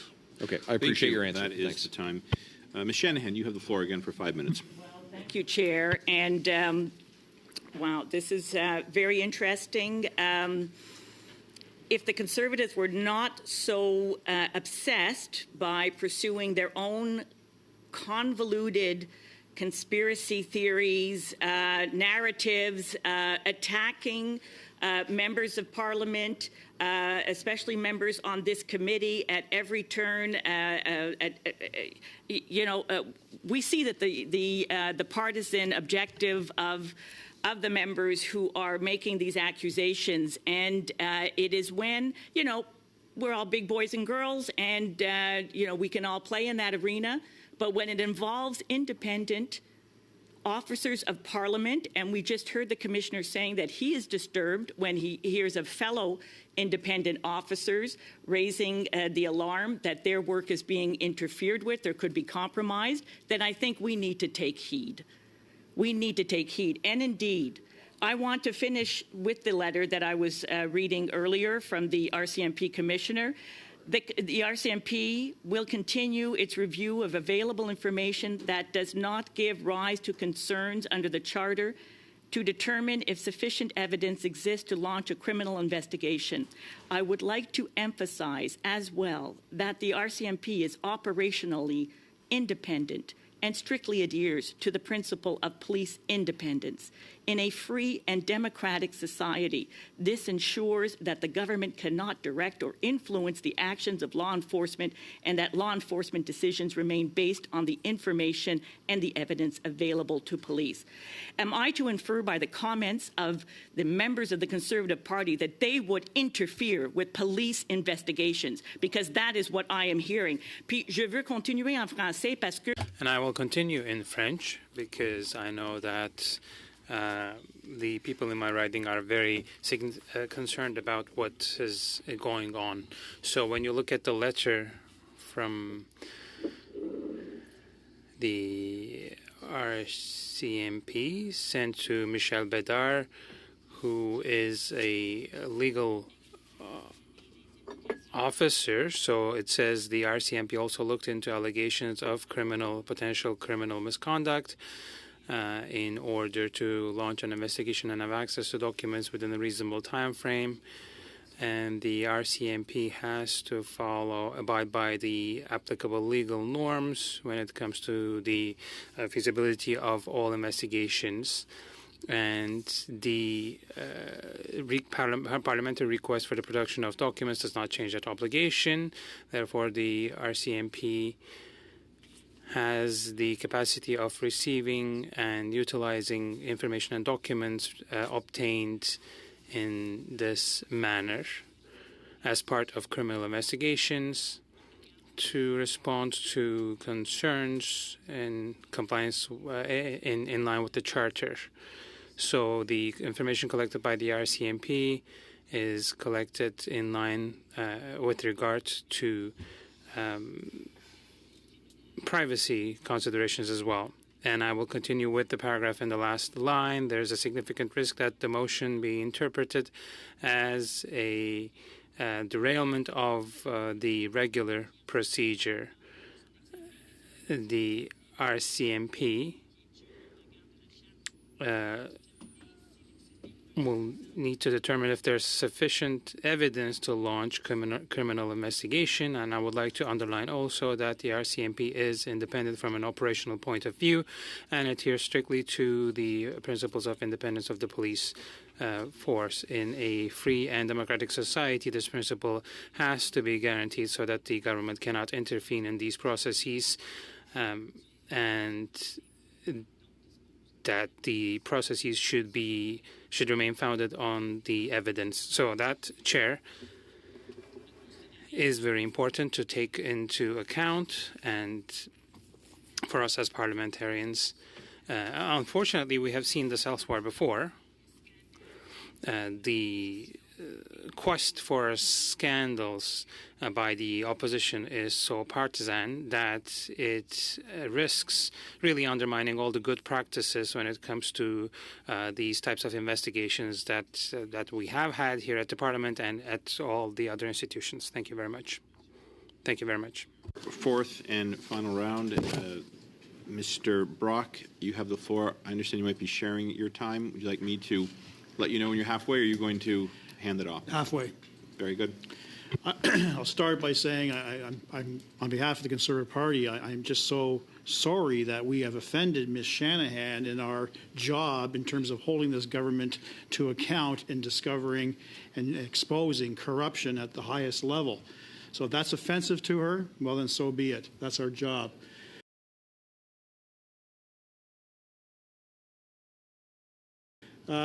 Commissioner, the issue regarding Randy Boissonneau, I appreciate you've only reviewed the actual newspaper story of the report. You didn't actually listen to the committee. You didn't read the transcript. Is that correct? Okay. That's correct. Are you prepared to do that given some of the concerns that have now been raised? As I mentioned to you, I mean, the report... Just yes or no, sir. Look, I'm concerned because he admitted he lied. Right. He also, there are these emails that have emerged that use Randy 7 times, etc. He was also supposed to provide us, sir, he was also supposed to provide the committee with additional emails, additional documentation, and actually the identity of the person that he claimed was auto-corrected 9 times. And he failed to comply with that order of committee. Does that concern you? Yeah, of course. We hope it concerns you too, because we are talking about parliamentary process here, not my investigation. And it would be naive for all of us to only conclude that what you received from Minister Randy Boissonneau were all the devices that he had access to. He could have accessed a burner phone that he never supplied to you. He could have used another communication app that he never supplied to you. You agree with me, sir, that there are still ways of communication that he did not supply to you. That is possible, is it not? You are assuming here basically quasi-criminal behavior. I'm going on this. I would just first of all want the evidence. Once I have the evidence, you believe there are burner phones out there? Of course there are burner phones. And do you believe there are other communication apps other than Signal and WhatsApp? I just answered the question to your colleague. I said for any kind of information, let me have the response from Mr. Boissonneau, and then I will decide whether they are credible and sufficient, or whether I need any more evidence. And then, Thank you. Hypothetical. Assuming you conclude that Minister Randy Boissonnault has breached the act, what are the consequences to him? Very briefly. If first of all, I would have to begin an investigation. If the investigation comes to that, I make a public report and I send it to the Prime Minister. It's up to the Prime Minister to decide what to do. You're at half, Mr. Brock. Thank you. Mr. Genuis, you have 2 minutes and 15 seconds. Thank you, Chair. To the Ethics Commissioner, you've just confirmed that you are further investigating Randy Boissonnault in relation to the infamous Other Randy affair. A partner at Randy Boissonnault's company sent many text messages claiming to be in communication with Randy Boissonnault and receiving direction from Randy about the work of the company. If he was given that direction, then that would clearly be a violation of the law. By his own admission, the partner lied by claiming that there was another Randy at the company. He also absurdly claimed that in every case Randy was mentioned, this was autocorrect. So you told us that your previous investigation looked at September 8th. Now you're looking at other dates, and I certainly welcome the further investigation you're doing in this regard. I just want to clarify something from Mr. Brock's testimony.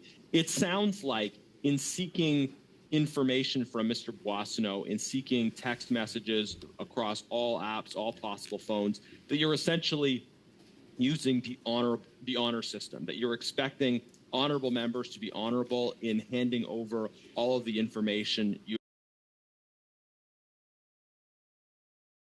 Conclusion now? No, there wasn't. Now that the further emails have come out, we have asked for further proof that was there or was there not communication between Randy Boissonnault and Mr. Anderson? If that once that comes out, I will have to look at see where the information, and on that basis make a decision. Look, there are reasonable grounds or not. I can't can't answer your question now because I haven't got that evidence in front of me. Okay, but I just want to clarify one piece. In your request for this information, you're using the honor system. You're asking Mr. Boissonnault for the information, and you're assuming that he's going to give you the information, and you're only using the information that he gives you. It's the honor system. Is that correct? I wouldn't call it the honor system. I'm asking the person directly implicated to give me all the information that he has on that basis.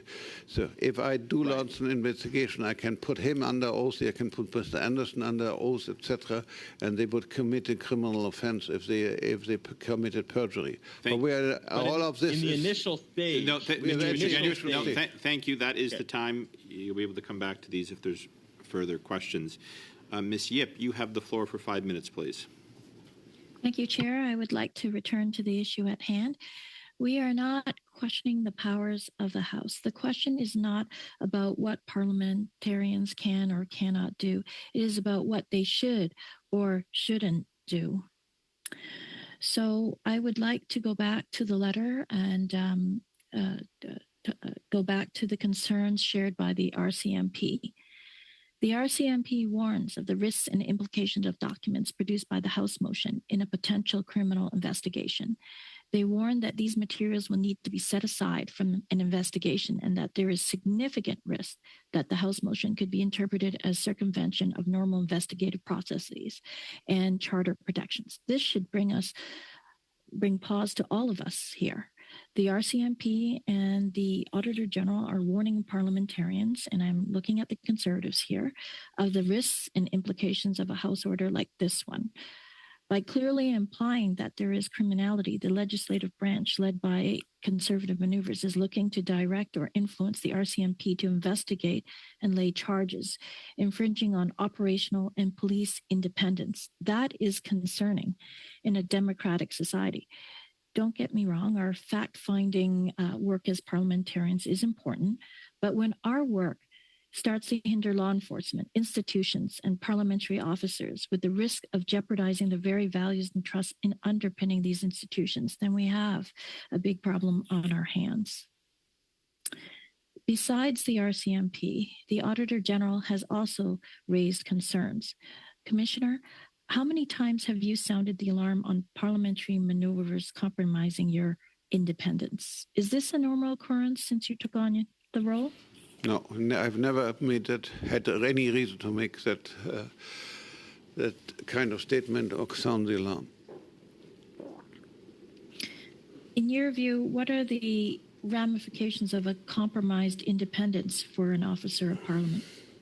Look, I think you have to look at the thing holistically. There's three different principles here at play. One now is the supremacy of Parliament. Nobody questions it. Another one is the independence of the RCMP to just at their discretion decide whether there's evidence for criminal prosecution or not. And thirdly, there's a Charter of Right, which is overriding and protects Canadians. And you have to make sure that those three, and you administer, they don't interfere with each other and they work together harmoniously. And what the letter of the RCMP says, you know, when you ask for Parliament uses its rights, which it has to ask information, furnishes to us, etc., we have to be very careful how we use it, and so that doesn't either violate the Charter or impinges on our independence. And I mean, and that's the problem that exists, and it's a perfectly valid reason to state that that's an issue. How they will resolve it, I have no idea. I'm not involved in that. It's not my. But it would be the same if it involved my office and our investigation. We would have had the same problem of trying to reconcile these three principles which govern our system. How would you use your office as an educational tool to educate the public in situations like this? In a situation like what? With respect to the concerns that were just raised. You know, I'm not so sure that it's the function of my office to do that. If we had a situation where we are investigating and Parliament is ordering somebody to furnish it, etc., I would do the same. It would be in my final decision, be very carefully walking through the various steps and saying, here was this information, there's that information, there are these Charter of Rights concerns, etc., and the way to come to a final and fair situation respecting all three principles would be ABC. That's all I can. That would be my approach. Without having facts and in a situation, I really can't elucidate any more than that. Do you think it's responsible of a member to predetermine the outcome of an investigation and to publicly share this view? It's freedom of speech. They can do what they want. But I guess the electors will, in final, will have to decide whether there was appropriate behavior or not. Thank you, Ms. Yip. That is the time. Unless you have a short question. No. Fine. Okay. Thank you very much. Appreciate it. Encore une fois, Madame Sinclair. Once again, we're going to Ms. Sinclair de Gagné for 2.5 minutes, please. Thank you, Chair. I will mention something because in the last round, I was interrupted as I was starting by the two parties, the Liberals and the Conservatives, slinging mud at each other. So the Conservatives are now accusing the Liberals of being anti-democratic, whereas when it's question period, they are the party with the leader who has certain stances. And on the other hand, we have seen the Liberal Party that's demonstrated that they're incompetent and not able to govern. So the Liberal Party and the Conservatives slinging mud at each other, I think it's quite unfortunate because Quebecers and Canadians deserve better. And I just wanted to mention it here because we are supposed to be a committee that rises up to the challenge and that is supposedly not partisan. But at this point in time, we have these two parties going at each other in a manner that is not appropriate. So my last question to you, Commissioner, will be the following. If Ms. Verschuren, who had been nominated, who had been appointed as the president of the board, and if they followed a conflict of interest training, why would we question her goodwill? And I'm reading your report, and I quote, "It's clear that Ms. Verschuren thought to have taken the right measures to avoid the conflict of interest. However, she did not fulfill the requirement of the Act, and she should know about the Act. And if she is the chair of the SDTC, she has to know about the Act. And even without abstaining, she could have influenced the outcome of a vote." So it's quite absurd for me. Why are we showing such good faith towards her situation?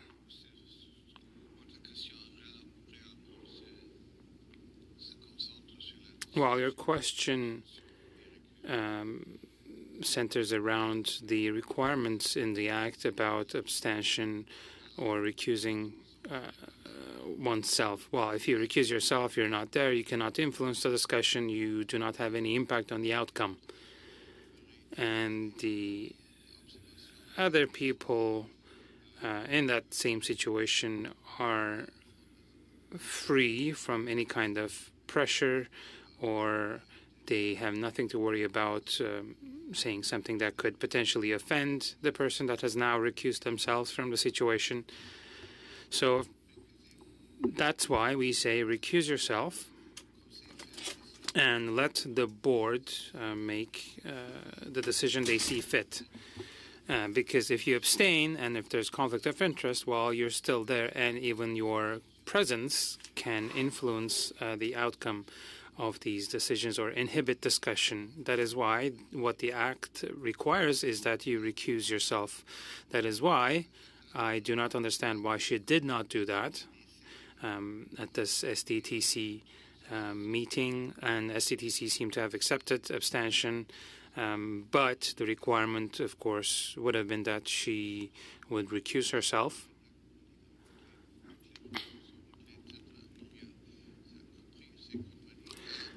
But she did vote in other instances, so that shouldn't have taken place. You cannot say, well, there's a conflict and I will abstain, and then she remains and then continues to vote on other questions that implicates companies connected to her. So, as I said,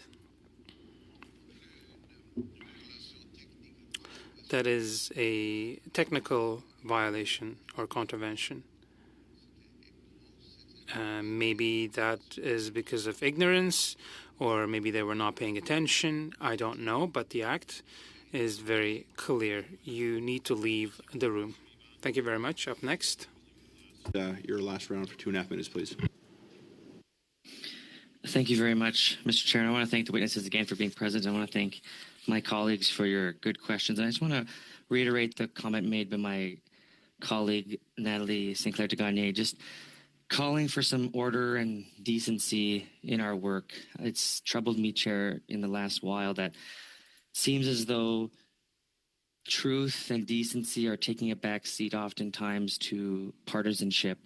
And I think it's important as we prepare to come back to session that we try our best to unite on what is true. It's clear that there are problems in the government. It's clear that there are issues with procurement. It's clear that there should never have been or should not be conflicts of interest that misalign or damage our institutions. And so just wanted to make that point very clear that I do certainly agree, and I call my colleagues to attention on what I perceive to be an issue that is placating our work here in a negative way.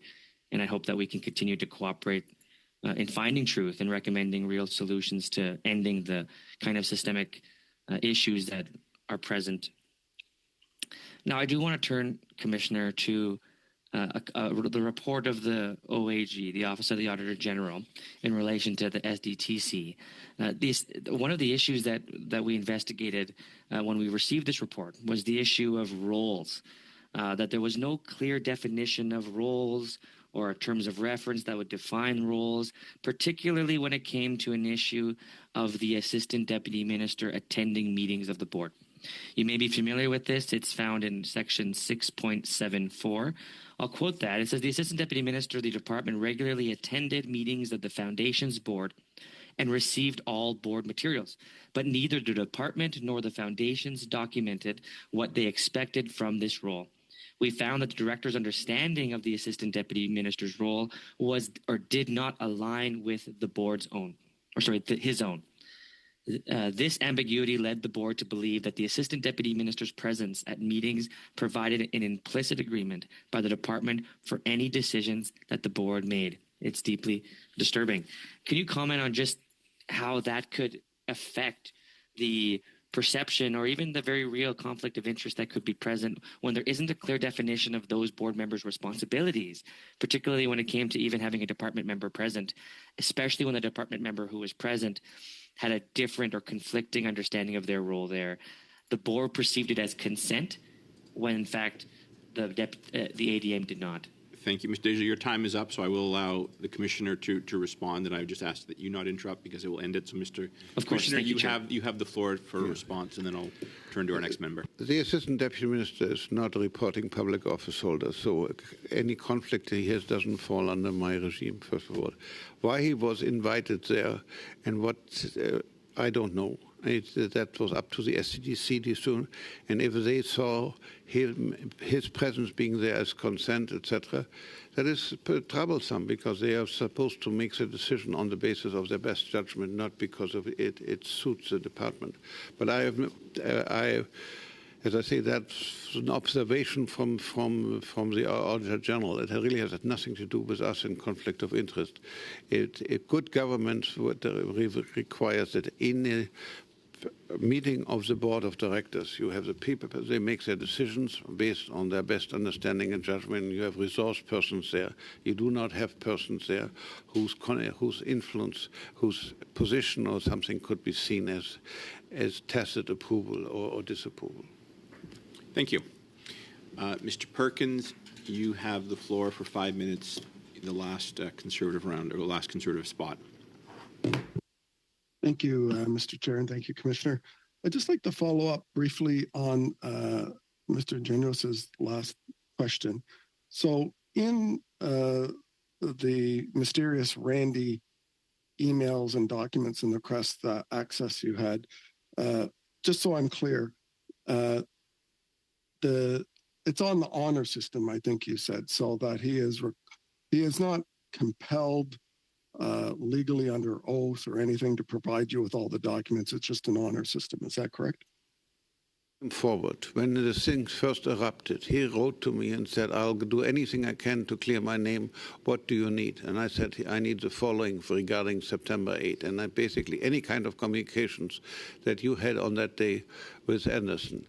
There was he gave me that, and now that September 6th and 7th are in, I say, well, but this is totally new information. Would you please provide me everything that kind of communications you had on those 2 days with Mr. Anderson? The issues obviously being whether you had good dealings with him or whether your name was used in vain in order to enhance the position of Mr. Anderson. So he was supposed to provide everything, he didn't, then you went back to him. So you have no way of knowing whether or not you actually have every document. My capacity to investigate him is based on my being able to have reasonable grounds to believe. I had a mere fact that his name was mentioned in an email on September 8th, nothing else. Even Randy didn't even say Borzano.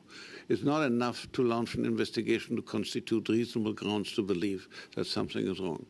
Now we have 2 more days, in which suddenly 7 times the name Randy is used.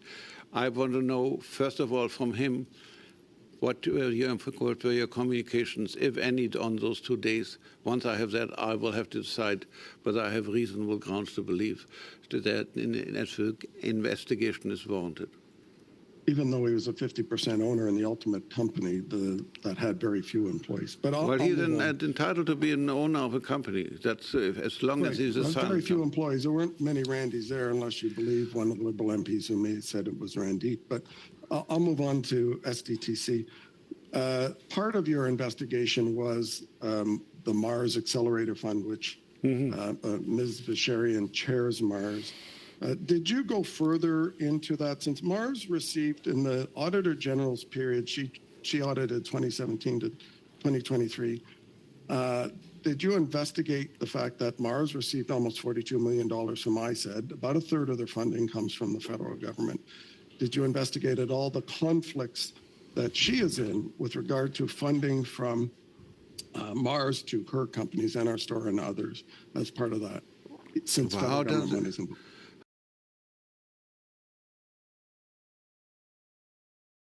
How does it constitute a conflict of interest that Mars receives funding from the government on a different program? She chairs an organization that receives federal funding. She then has that organization vote money for companies she has ownership interest in. So you didn't look at that. The answer is yes or no, and you didn't look at that yet. Michael? Again, I just wanted to make sure, is the allegation that Mars directly receives funding from SDTC, or is that they facilitated the funding of other companies through their role as an accelerator? Look, I thought it was pretty clear they received money. She chairs it. That fund, which has federal government money, has given money to companies she owns. But since you haven't looked at it, I'll move on. I think what's needed is a little more investigation, in my mind, by the ethics commissioner into this whole scenario. Every time we do an investigation, there is more uncovered. So I'm going to move the following motion, which has been given to the chair or the clerk, if the clerk can circulate it. Given the Auditor General's audit of Sustainable Development and Technology Canada, and given that the government-appointed board members approved $330 million towards 186 projects, that's 44%, in which 9 Order and Council board members had conflicts of interest in violation of the Canada Foundation for Sustainable Development Technology Act, and B, $58 million towards projects that were outside of SDTC's spending restrictions outlined in its contribution agreements with ISED. But the committee, therefore, expresses extreme concern with the blatant disregard of taxpayer funds, calls on the Minister of Innovation, Science and Industry to recoup these funds for Canadian taxpayers within 60 days following the adoption of this motion, and request that the Ethics Commissioner investigate all 186 conflict of interest votes and the culture of conflict of interest at the SDTC board. So I put that forward, Mr. Chair. I believe you have. Thank you, Mr. Perkins. Yeah, we're just going to make sure what you read is similar, and it has been sent. I'll turn the floor back to you in a moment, Mr. Perkins, and then I'll look for other speakers. I am going to excuse our witnesses because I believe this is not going to be a quick discussion. So, Commissioner, thank you very much for appearing today. Of course, you are welcome to sit and watch the debate unfold, since it does touch on your office, but you can also check the notes point of afterwards. Order, Mr. Chair. And Mr. Aquilino, thank you as well. So you are excused. And yes, Ms. Khalid, you have the floor for a point of order. Thanks, Chair. I was just wondering, I mean, I don't think that we need to excuse the witnesses until at least you've ruled that the motion is in order. I know that we have one more round for the Liberals, at least, to be able to ask further questions of our witnesses. I view the motion as in order, a matter of hand motion, and I'm going to turn the floor. Pardon me. I will retain the chair. Back to Mr. Perkins. Thank you, Mr. Chair. As members know, this came to light a little over a year ago as a result of whistleblowers providing hundreds and hundreds of pages of documentation to the Department of Industry. They then had a couple of months of private discussions with the CFO of the Department of Industry, who called the Chair, point of order. investigations. Just one second, Yeah. Mr. Perkins. I have a point of order from Ms. Before the Shanahan. witness leaves, I'd like to challenge that. I do challenge your decision. So you're challenging the decision, the yeah, to decision let- that this is in order. Challenging the decision that, that the motion's in order and that the witness be allowed to leave because we still have one more Liberal speaking spot.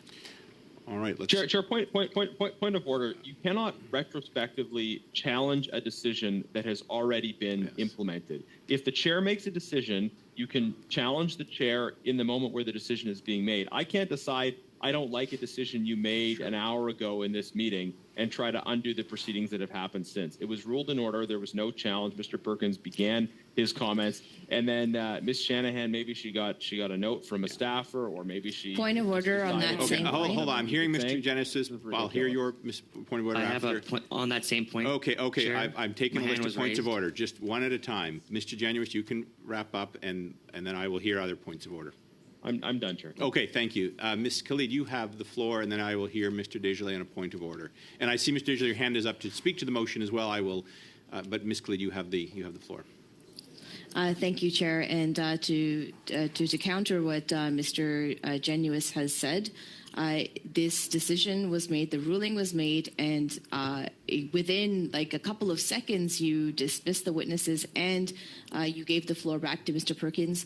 This was not an hour beyond what the ruling was. This is right there instantaneously, and I agree with Ms. Shanahan on challenging your ruling.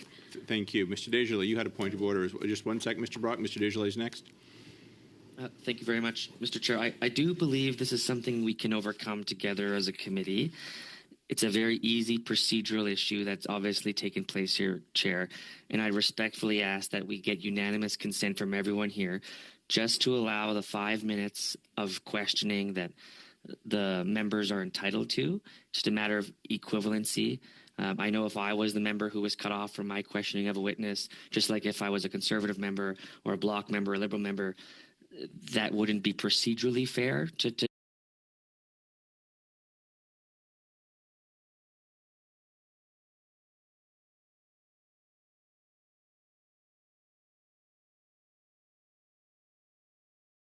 it's not my attempt to try to delay this any longer, but just if we can get unanimous consent to just do that. And Chair, maybe you can seek unanimous consent, and maybe members could we can calm down a little bit, allow the 5 minutes, and just continue our meeting and get to the debate of the motion.